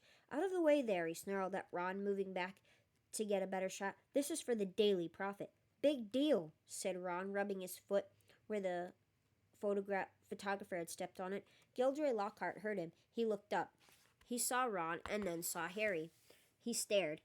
Then he leapt to his feet and positively shouted, "It can't be Harry Potter." The crowd parted, whispering excitedly. Lockhart dived forward, seized Harry's arm, and pulled him to the front. The crowd burst into applause. Harry's face burned as Lockhart shook his hand for the photographer, who was clicking away madly, wafting a thick smoke over the Weasleys. "Nice big smile, Harry," said Lockhart through his own gleaming teeth. "Together, you and I are worth the front page." When he finally let go of Harry's hand, Harry could hardly feel his fingers. He tried to sidle back over to the Weasleys, but Lockhart threw an arm around his shoulders and clamped him tightly to his side. "Ladies and gentlemen," he said loudly, waving for quiet, "what an extraordinary moment this is. The perfect moment for me to make a little announcement I've been sitting on for some time. When young Harry here stepped into Flourish and Blots today, he only wanted to buy my autobiography, which I shall be happy to present him now, free of charge." The crowd applauded again. "He had no idea," Lockhart continued, giving Harry a little shake that made his glasses slip to the end of his nose, "that he would shortly be getting much, much more than my book, Magical Me. He and his classmates will, in fact, be getting the real Magical Me. Yes, ladies and gentlemen, I have great pleasure and pride in announcing that this September I will be taking up the post of Defense Against the Dark Arts teacher at Hogwarts School of Witchcraft and Wizardry." The crowd cheered and clapped, and Harry found himself being presented with the entire works of Gilderoy Lockhart. Staggering slightly under their weight, he managed to make his way out of the limelight to the edge of the room, where Ginny was standing next to her new cauldron. "You have these," Harry mumbled her, tipping the books into the cauldron. "I'll buy my own." "Bet you loved that, didn't you, Potter?" said a voice Harry had no trouble recognizing. He straightened up and found himself face to face with Draco Malfoy, who was wearing his usual sneer. "Famous Harry Potter," said Malfoy. "Can't even go into a bookshop without making the front page." "Leave him alone. He didn't want all that," said Ginny. It was the first time she had spoken in front of Harry. She was glaring at Malfoy. "Potter, you've got yourself a girlfriend," drawled Malfoy. Ginny went scarlet as Ron and Hermione fought their way over, both clutching stacks of Lockhart's books. "Oh, it's you," said Ron, looking at Malfoy as if he were something unpleasant on the sole of his shoe. "Bet you're surprised to see Harry here, eh?" "Not as surprised as I am to see you in a shop, Weasley," retorted Malfoy. "I suppose your parents will go hungry for a month to pay for all these." Ron went as red as Ginny. He dropped his books into the cauldron, too, and started toward Malfoy, but Harry and Hermione grabbed the back of his jacket. "Ron," said Mr. Weasley, struggling over with Fred and George, "what are you doing? It's too crowded in here. Let's go outside." Well, well, well, Arthur Weasley. It was Mr. Malfoy, who stood with his hand on Draco's shoulder, sneering in just the same way. "Lucius," said Mr. Weasley, nodding coldly. "Busy time at the Ministry, I hear," said Mr. Malfoy. "All those raids. I hope they're paying you overtime." He reached into Ginny's cauldron and extracted from amid the glossy Lockhart books a very old, very battered copy of A Beginner's Guide to Transfiguration. "Obviously not," Mr. Malfoy said. "Dear me, what's the use of being a disgrace to the name of wizard if they don't even pay you well for it?" Mr. Weasley flushed darker than either Ron or Ginny. "We have a very different idea of what disgraces the name of wizard, Malfoy," he said. "Clearly," said Mr. Malfoy, his pale eyes straying to Mr. and Mrs. Granger, who were watching apprehensively. "The company you keep, Weasley, and I thought your family could sink no lower." There was a thud of metal as Ginny's cauldron went flying. Mr. Weasley had thrown himself at Mr. Malfoy, knocking him backward into a bookshelf. Dozens of heavy spell books came thundering down on all their heads. There was a yell of "Get him, Dad!" from Fred or George. Mrs. Weasley was shrieking, "No, Arthur, no!" The crowd stampeded backward, knocking more shelves over. "Gentlemen, please, please!" cried the assistant. And then, louder than all, "Break it up there, gents, break it up." Hagrid was wading toward them through the sea of books. In an instant, he had pulled Mr. Weasley and Mr. Malfoy apart. Mr. Weasley had a cut lip, and Mr. Malfoy had been hit in the eye by an encyclopedia of toadstools. He was still holding Ginny's old Transfiguration book. He thrust it at her, his eyes glittering with malice, I think is how they say it. I'm not sure. If you have a correct way of saying that word, please let me know in the comments as well. "Here, girl, take your book. It's the best your father can give you." Pulling himself out of Hagrid's grip, he beckoned to Draco and swept from the shop. "Yeah, should have ignored him, Arthur." "You should have ignored him, Arthur," said Hagrid, almost lofting Mr. Weasley off his feet as he straightened his robes. "Rotten to the core, the whole family. Everyone knows that. No Malfoy's worth listening to. Bad blood. That's what it is. Come on now, let's get out of here." The assistant looked as though he wanted to stop them leaving, but he barely came up to Hagrid's waist and seemed to think better of it. They hurried up the street, the Grangers shaking with fright, and Mrs. Weasley beside herself with fury. "A fine example to set for your children, brawling in public. What Gilderoy Lockhart must have thought." "He was pleased," said Fred. "Didn't you hear him as we were leaving? He was asking that bloke from the Daily Prophet if he'd been able to work the fight into his report. Said it was all publicity." But it was a subdued group that headed back to the fireside in the Leaky Cauldron, where Harry, the Weasleys, and all their shopping would be traveling back to the barrel using Floo powder. They said goodbye to the Grangers, who were leaving the pub for the Muggle Street on the other side. Mr. Weasley started to ask them how bus stops worked, but stopped quickly at the look on Mrs. Weasley's face. Harry took off his glasses and put them safely in his pocket before helping himself to Floo powder. It definitely wasn't his favorite way to travel. Alright, guys, this will be the last chapter. I'm just trying to see how long this one is. It puts us at roughly about page 85. So, almost close to 100 pages today. Chapter 5, The Whomping Willow. The end of the summer vacation came too quickly for Harry's liking. He was looking forward to getting back to Hogwarts, but his month at the Barrow had been the happiest of his life. It was difficult not to feel jealous of Ron when he thought of the Dursleys and the sort of welcome he would expect next time he turned up on Privet Drive. On their last evening, Mrs. Weasley conjured up a sumptuous dinner that included all of Harry's favorite things, ending with a mouth-watering treacle pudding. Fred and George rounded off the evening with a display of filibuster fireworks. They filled the kitchen with red and blue stars that bounced from ceiling to wall for at least half an hour. Then it was time for a last mug of hot chocolate and bed. It took a long while to get started next morning. They were up at dawn, but somehow they still seemed to have a great deal to do. Mrs. Weasley dashed about in a bad mood, looking for spare socks and quills. What do you need socks for? Oh, I guess packing their clothes to go. People kept colliding on the stairs, half dressed with bits of toast in their hands, and Mr. Weasley nearly broke his neck tripping over a stray chicken as he crossed the yard carrying Ginny's trunk to the car. Harry couldn't see how 8 people, 6 large trunks, 2 owls, and a rat were going to fit into one small Ford Anglia. He had reckoned, of course, without the special features that Mr. Weasley had added.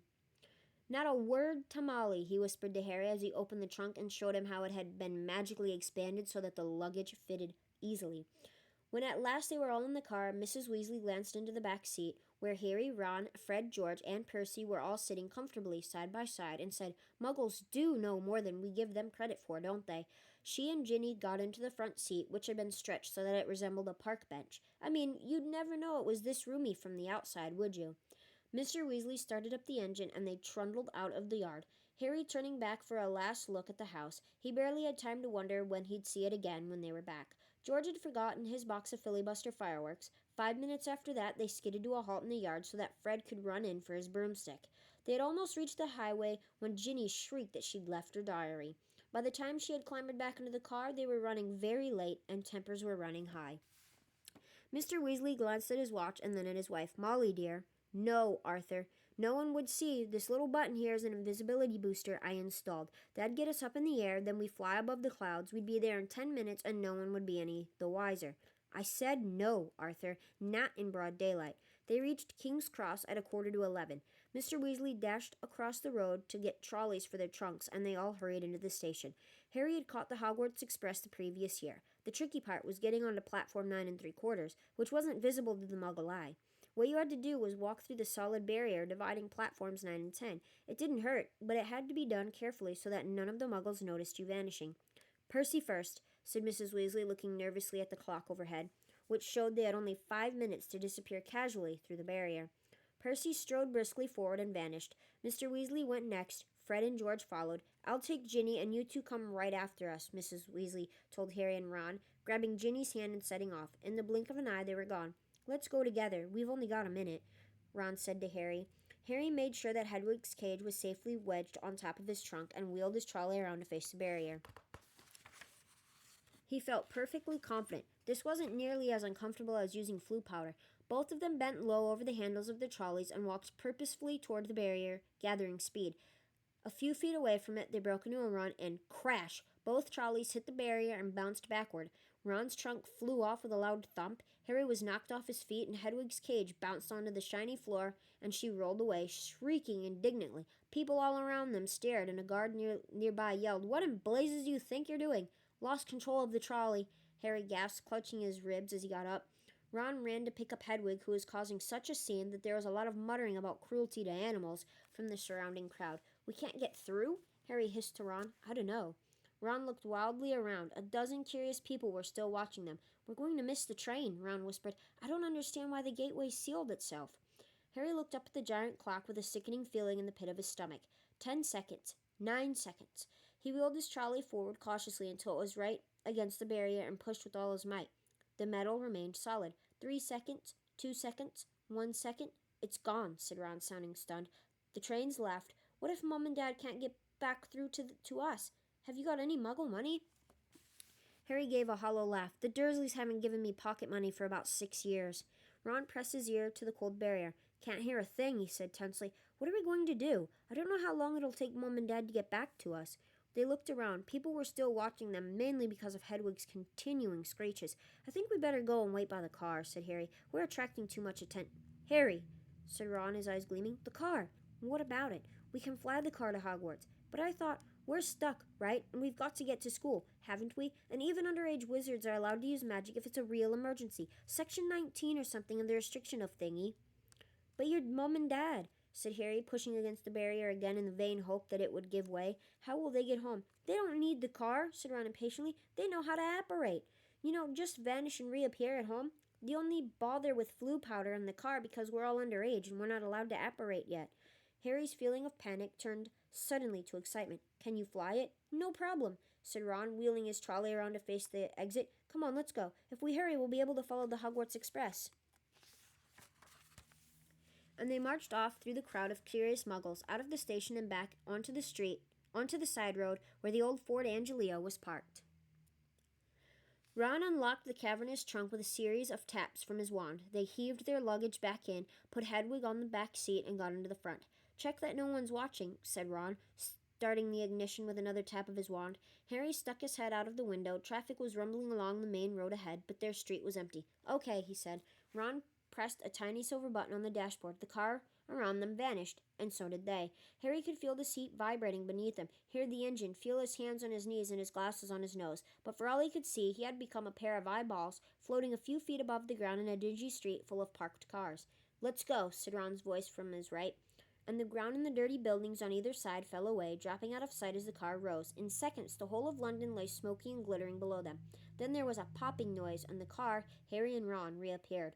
"Uh-oh," said Ron, jabbing at the invisibility booster. "It's faulty." Both of them pummeled. The car vanished, then it flickered back again. "Hold on," Ron yelled, and he slammed his foot on the accelerator. They shot straight into the low, woolly clouds, and everything turned dull and foggy. "Now what?" said Harry, blinking at the solid mass of cloud pressing in on them from all sides. "We need to see the train to know what direction to go in," said Ron. "Dip back down again, quickly."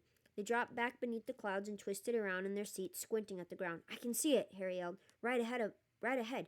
There." The Hogwarts Express was streaking along below them like a scarlet snake. "Due north," said Ron, checking the compass on the dashboard. "Okay, we'll just have to check on it every half hour or so. Hold on." And they shot up through the clouds. A minute later, they burst out into a blaze of sunlight. It was a different world. The wheel of the car skimmed the sea a fluffy cloud, the sky a bright, endless blue under the blinding white sun. "All we've got to worry about now are airplanes," said Ron. They looked at each other and started to laugh for a long time. They couldn't stop. It was as though they had been plunged into a fabulous dream. This, thought Harry, was surely the only way to travel, past swirls and turrets of snowy cloud, in a car full of hot, bright sunlight, with a fat pack of toffees in the glove compartment, and the prospect of seeing Fred's and George's jealous faces when they landed smoothly and spectacularly on the sweeping lawn in front of Hogwarts Castle. They made regular checks on the train as they flew farther and farther north, each dip beneath the clouds showing them a different view. London was soon far behind them, replaced by neat green fields that gave way, in turn, to wide, purplish moors, a great city alive with cars like multicolored ants, villages with tiny toy churches. Several uneventful hours later, however, Harry had to admit that some of the fun was wearing off. The toffees had made them extremely thirsty, and they had nothing to drink. He and Ron had pulled off their sweaters, but Harry's t-shirt was sticking to the back of his seat, and his glasses kept sliding down to the end of his sweaty nose. He had stopped noticing the fantastic cloud shapes now, and was thinking longingly of the train, miles below, where you could buy ice-cold pumpkin juice from a trolley pushed by a plump witch. Why hadn't they been able to get onto platform 9 3/4? "Can't be much further, can it?" croaked Ron, hours later still, as the sun started to sink into their floor of cloud, staining it a deep pink. Ready for another check on the train? It was still right below them, winding its way past a snow-capped mountain. It was much darker beneath the canopy of clouds. Ron put his foot on the accelerator and drove them upward again, but as he did so, the engine began to whine. Harry and Ron exchanged nervous glances. "It's probably just tired," said Ron. "It's never been this far before." And they both pretended not to notice the whining growing louder and louder as the sky became steadily darker. Stars were blossoming in the blackness. Harry pulled his sweater back on, trying to ignore the way the windshield wipers were now waving feebly, as though in protest. "Not far," said Ron, more to the car than to Harry. "Not far now," and he patted the dashboard nervously. When they flew back beneath the clouds, a little while later, they had to squint through the darkness for a landmark they knew. "There!" Harry shouted, making Ron and Hedwig jump. "Straight ahead!" Silhouetted on the dark horizon, high on the cliff over the lake, stood the many turrets and towers of Hogwarts Castle. Could you imagine? I talk to my car. Like when I'm driving my car, I'll sit and talk to it and stuff too. But the car had begun to shudder and was losing speed. "Come on," Ron said cajolingly, giving the steering wheel a little shake. "Nearly there. Come on." The engine groaned. Narrow jets of steam were issuing from under the hood. Harry found himself gripping the edges of his seat very hard as they flew toward the lake. The car gave a nasty wobble, glancing out of his window. Harry saw the smooth, black, glassy surface of the water a mile below. Ron's knuckles were white on the steering wheel. The car wobbled again. "Come on," Ron muttered. They were over the lake. The castle was right ahead. Ron put his foot down. There was a loud clunk, a sputter, and the engine died completely. "Uh-oh," said Ron into the silence. The nose of the car dropped. They were falling, gathering speed, heading straight for the solid castle wall. "No!" Ron yelled, swinging the steering wheel around. They missed the dark stone wall by inches as the car turned in a great arch, soaring over the dark greenhouses, then the vegetable patch, and then out over the black lawns, losing altitude all the time. Ron let go of the steering wheel completely and pulled his wand out of his back pocket. "Stop! Stop!" he yelled, whacking the dashboard and the windshield. But they were still plummeting, the ground flying up toward them. "Watch out for that tree!" Harry bellowed, lunging for the steering wheel, but too late. Crunch! With an ear-splitting bang of metal on wood, they hit the thick tree trunk and dropped to the ground with a heavy jolt. Steam was billowing from under the crumpled hood. Hedwig was shrieking in terror. A golf-sized lump was throbbing on Harry's head where he had hit the windshield, and to his right, Ron let out a low, despairing groan. "Are you okay?" Harry said urgently. "My wand," said Ron in a shaky voice. "Look at my wand." It had snapped almost in two. The tip was dangling limply, held on by a few splinters. Harry opened his mouth to say he was sure they'd be able to mend it up at the school, but he never even got started. At that very moment, something hit his side of the car with the force of a charging bull, sending him lurching sideways into Ron, just as an equally heavy blow hit the roof. "What's happened?" Ron gasped, staring through the windshield, and Harry looked around just in time to see a branch as thick as a python smash into it. The tree they had hit was attacking them. Its trunk was bent almost double, and its gnarled boughs were pummeling every inch of the car it could reach. Could you imagine being, like, you walk up to a tree and it just smacks the crap out of you? You, like, pluck a piece of bark off of it, or you flick it and the tree just comes over and mollywops you right across the face.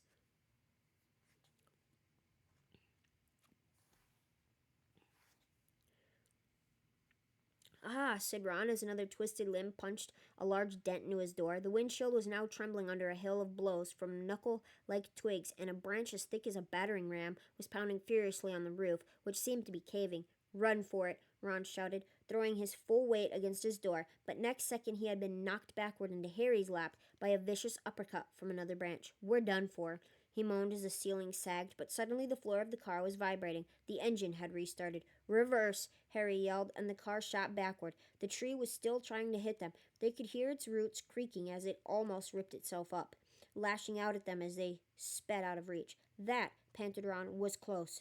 Well done, car. The car, however, had reached the end of its tether. With two sharp clunks, the doors flew open, and Harry felt the seat tip sideways. Next thing he knew, he was sprawled on the damp ground. Loud thuds told him that the car was ejecting their luggage from the trunk. Hedwig's cage flew through the air and burst open. She rose out of it with an angry screech and sped off toward the castle without a backward look. Then, dented, scratched, and steaming, the car rumbled off into the darkness, its rear lights blazing angrily. "Come back!" Ron yelled after it, brandishing his broken wand. "Dad'll kill me!" But the car disappeared from view with one last snort from its exhaust. "Can you believe our luck?" said Ron miserably, bending down to pick up Scabbers. "Of all the trees we could have hit, we had to get one that hits back." He glanced over his shoulder at the ancient tree, which was still flailing its branches threateningly. "Come on," said Harry wearily. "We better get up to the school." It wasn't at all the triumphant arrival they had pictured. Stiff, cold, and bruised, they seized the ends of their trunks and began dragging them up the grassy slope toward the great oak front doors. "I think the feast's already started," said Ron, dropping his trunk at the foot of the front steps and crossing quietly to look through a brightly lit window. "Hey, Harry, come and look. It's the sorting." Harry hurried over, and together he and Ron peered in at the great hall. Innumerable candles were hovering in midair over four long crowded tables, making the golden plates and goblets sparkle. Overhead, the bewitched ceiling, which always mirrored the sky outside, sparkled with stars. Through the forest of pointed black Hogwarts hats, Harry saw a long line of scared-looking first-years filing into the hall. Ginny was among them, easily visible because of her vivid Weasley hair. Meanwhile, Professor McGonagall, a bespectacled witch, with her hair in a tight bun, was placing the famous Hogwarts sorting hat on a stool before the newcomers. Every year, this age-old hat, patched, frayed, and dirty, sorted new students into the four Hogwarts houses: Gryffindor, Hufflepuff, Ravenclaw, and Slytherin. Harry well remembered putting it on exactly 1 year ago and waiting, petrified, for its decision as it muttered aloud in his ear. For a few horrible seconds he had feared that the hat was going to put him in Slytherin, the house that had turned out more dark witches and wizards than any other. But he had ended up in Gryffindor, along with Ron, Hermione, and the rest of the Weasleys. Last term, Harry and Ron had helped Gryffindor win the house championship, beating Slytherin for the first time in 7 years. A very small, mousy-haired boy had been called forward to place the hat on his head. Harry's eyes wandered past him to where Professor Dumbledore, the headmaster, sat watching the sorting from the staff table, his long silver beard and half-moon glasses shining brightly in the candlelight. Several seats along, Harry saw Gilderoy Lockhart, dressed in robes of aquamarine, and there at the end was Hagrid, huge and hairy, drinking deeply from his goblet. "Hang on," Harry muttered to Ron. "There's an empty chair at the staff table." "Where's Snape?" Professor Severus Snape was Harry's least favorite teacher. Harry also happened to be Snape's least favorite student. Cruel, sarcastic, and disliked by everyone, except the students from his own house, Slytherin. Snape taught potions. "Maybe he's ill," said Ron hopefully. "Maybe he's left," said Harry, "because he missed out on the Defense Against Dark Arts job again.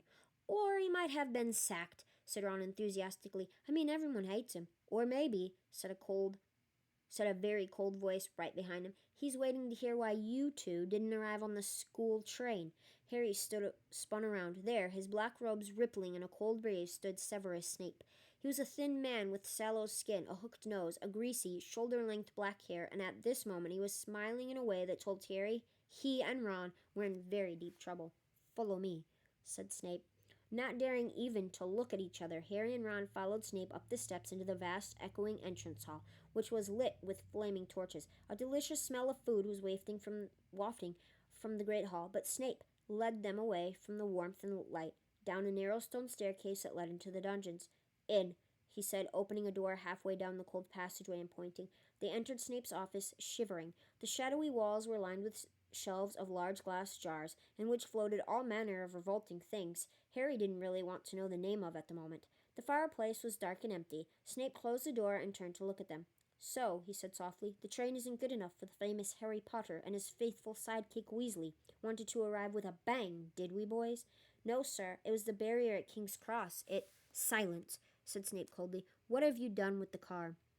Ron gulped. This wasn't the first time Snape had given Harry the impression of being able to read minds, but a moment later he understood as Snape unrolled today's issue of the Evening Prophet. "You were seen," he hissed, showing them the headline, Flying Ford Angelia Mystifies Muggles. He began to read aloud. 2 muggles in London convinced they saw an old car flying over the post office tower at noon in Norfolk. Mrs. Hetty Bayliss, while hanging out her washing, Mr. Angus Fleet of Peebles reported to police. 6 or 7 muggles in all. I believe your father works in the misuse of muggle artifacts office, he said, looking up at Ron and smiling still more nastily. Dear, dear, his own son. Harry felt as though he'd just been walloped in the stomach by one of the mad tree's larger branches. If anyone found out Mr. Weasley had bewitched the car, he hadn't thought of that. I noticed, in my search of the park, that considerable damage seems to have been done to a very valuable Whomping Willow, Snape went on. That tree did more damage to us than we, Ron blurted out. Silence, snapped Snape again. Most unfortunately, you are not in my house, and the decision to expel you does not rest with me. I shall go and fetch the people who do have that happy power. You will wait here. Harry and Ron stared at each other, white-faced. Harry didn't feel hungry anymore. He now felt extremely sick. He tried not to look at a large, slimy something suspended in green liquid on a shelf behind Snape's desk. If Snape had gone to fetch Professor McGonagall, head of Gryffindor House, they were hardly any better off. She might be fairer than Snape, but she was still extremely strict. 10 minutes later, Snape returned, and sure enough, it was Professor McGonagall who accompanied him. Harry had seen Professor McGonagall angry on several occasions, but either he had forgotten just how thin her mouth could go, or he had never seen her this angry before. She raised her wand the moment she entered. Harry and Ron both flinched, but she merely pointed it at the empty fireplace where flames suddenly erupted. Sit, she said, and they both backed into chairs by the fire. Explain, she said, her glasses glinting ominously. Ron launched into the story, starting with the barrier at the station refusing to let them through. So we had no choice, Professor. We couldn't get on the train. Why didn't you send us a letter by owl? I believe you have an owl, Professor McGonagall said coldly to Harry. Harry gasped at her. Now she said it. That seemed the obvious thing to have done. I didn't think. That, said Professor McGonagall, is obvious. There was a knock on the office door, and Snape, now looking happier than ever, opened it. There stood the headmaster, Professor Dumbledore. Harry's whole body went numb. Dumbledore was looking unusually grave. He stared down his very crooked nose at them, and Harry suddenly felt himself wishing he and Ron were still being beaten up by the Whomping Willow. There was a long silence. Then Dumbledore said, Please explain why you did this. It would have been better if he had shouted. Harry hated the disappointment in his voice. For some reason, he was unable to look Dumbledore in the eyes, and spoke instead to his niece. He told Dumbledore everything except that Mr. Weasley owned the bewitched car, making it sound as though he and Ron had happened to find a flying car parked outside the station. He knew Dumbledore would see through this at once, but Dumbledore asked no questions about the car. When Harry had finished, he merely continued to peer at them through his spectacles. We'll go and get our stuff, said Ron in a hopeless sort of voice. What are you talking about, Weasley? Barked Professor McGonagall. Well, you're expelling us, aren't you? Said Ron. Harry looked quickly at Dumbledore. Not today, Mr. Weasley, said Dumbledore, but I must impress upon both of you the seriousness of what you have done. I will be writing to both your families tonight. I must also warn you that if you do anything like this again, I will have no choice but to expel you. Snape looked as though Christmas had been cancelled. He cleared his throat and said, Professor Dumbledore, these boys have flouted the decree for the restriction of underage wizardry, caused serious damage to an old and valuable tree. Surely, acts of this nature. It will be for Professor McGonagall to decide on these boys' punishments, Severus, said Dumbledore calmly. They are in her house, and are therefore her responsibility. He turned to Professor McGonagall. I must go back to the feast, Minerva. I've got to give out a few notices. Come, Severus, there's a delicious-looking custard tart I want to sample. Snape shot a look of pure venom at Harry and Ron as he allowed himself to be swept out of his office, leaving them alone with Professor McGonagall, who was still eyeing them like a wrathful eagle. You'd better get along to the hospital wing, Weasley. You are bleeding. Not much, said Ron, hastily wiping the cut over his eyes with his sleeve. Professor, I wanted to watch my sister being sorted. The sorted ceremony is over, said Professor McGonagall. Your sister is also in Gryffindor. Oh, good, said Ron. And speaking of Gryffindor, Professor McGonagall said sharply, but Harry cut in. Professor, when we took the car, term hadn't started, so Gryffindor shouldn't really have points taken from it, should it? He finished, watching her anxiously. Professor McGonagall gave him a piercing look, but he was sure she had almost smiled. Her mouth looked less thin, anyway. I will not take any points from Gryffindor, she said, and Harry's heart lightened considerably, but you will both get a detention. It was better than Harry had expected. As for Dumbledore's writing to the Dursleys, that was nothing. Harry knew perfectly well they'd just be disappointed that the Whomping Willow hadn't squashed him flat. Professor McGonagall raised her wand again and pointed it at Snape's desk. A large plate of sandwiches, 2 silver goblets, and a jug of iced pumpkin juice appeared with a pop. "You will eat in here, and then go straight up to your dormitory," she said. "I must also return to the feast." When the door had closed behind her, Ron let out a long, low whistle. "I thought we'd had it," he said, grabbing a sandwich. "So did I," said Harry, taking one too. "Can you believe our luck, though?" said Ron thickly, through a mouthful of chicken and ham. "Fred and George must have flown that car 5 or 6 times, and no muggles ever saw them." He swallowed and took another huge bite. "Why couldn't we get through the barrier?" Harry shrugged. "We'll have to watch our step from now on, though," he said, taking a grateful swig of pumpkin juice. "Wish we could have gone up to the feast." "She didn't want us showing off," said Ron eagerly. "Doesn't want people to think it's clever arriving by flying car." When they had eaten as many sandwiches as they could, the plate kept refilling itself. They rose and left the office, treading the familiar path to Gryffindor Tower. The castle was quiet. It seemed that the feast was over. They walked past muttering portraits and creaking suits of armor, and climbed narrow flights of stone stairs until at last they reached the passage where the secret entrance to Gryffindor Tower was hidden, behind an oil painting of a very fat woman in a pink silk dress. "Password," she said as they approached. Said Harry. They didn't know the New Year's password, not having met a Gryffindor prefect yet, but help came almost immediately. They heard hurrying feet behind them and turned to see Hermione dashing toward them. "There you are! Where have you been? The most ridiculous rumors. Someone said you'd been expelled for crashing a flying car." "Well, we haven't been expelled," Harry assured her. "You're not telling me you did fly here?" said Hermione, sounding almost as severe as Professor McGonagall. "Skip the lecture," said Ron impatiently, "and tell us the new password." "It's Wattlebird," said Hermione impatiently, "but that's not the point." Her words were cut short, however, as the portrait of the fat lady swung open, and there was a sudden storm of clapping. It looked as though the whole of Gryffindor House was still awake, packed into the circular common room, standing on the lopsided tables and squishy armchairs, waiting for them to arrive. Arms reached through the portrait hole to pull Harry and Ron inside, leaving Hermione to scramble in after them. "Brilliant," yelled Lee Jordan. "Inspired. What an entrance! Flying a car right into the Whomping Willow. People will be talking about that one for years." "Good for you," said a 5th year, Harry never spoken to. Someone was patting him on the back as though he'd just won a marathon. Fred and George pushed their way to the front of the crowd and said together, "Why couldn't we've come in the car, eh?" Ron was scarlet in the face, grinning embarrassedly, but Harry could see one person who didn't look happy at all. Percy was visible over the heads of some excited first years, and he seemed to be trying to get near enough to start telling them off. Harry nudged Ron in the ribs and nodded in Percy's direction. Ron got the point at once. "Got to get upstairs. Bit tired," he said, and the two of them started pushing their way toward the door on the other side of the room, which led to a spiral staircase and the dormitories. "Night," Harry called back to Hermione, who was wearing a scowl just like Percy's. They managed to get to the other side of the common room, still having their backs slapped, and gained the piece of the staircase. They hurried up it, right to the top, and at last reached the door of their old dormitory, which now had a sign on it saying, "Second Years." They entered the familiar circular room with its 5 four-posters, hung with red velvet, and its high, narrow windows. Their trunks had been brought up for them and stood at the ends of their beds. Ron grinned guiltily at Harry. "I know I shouldn't have enjoyed that or anything, but..." The dormitory door flew open, and in came the other second-year Gryffindor boys, Seamus Finnegan, Dean Thomas, and Neville Longbottom. "Unbelievable," beamed Seamus. "Cool," said Dean. "Amazing," said Neville, awestruck. Harry couldn't help it. He grinned, too. Alright, guys. That's going to be it for this. That's 5 chapters of Harry Potter and the Chamber of Secrets. I hope you guys enjoy. If you do, make sure to like and subscribe. And comment your thoughts on the book and what you like about it, what you dislike about it, and what differences you've noticed so far from the book and the movie and the game, if you guys have played the game.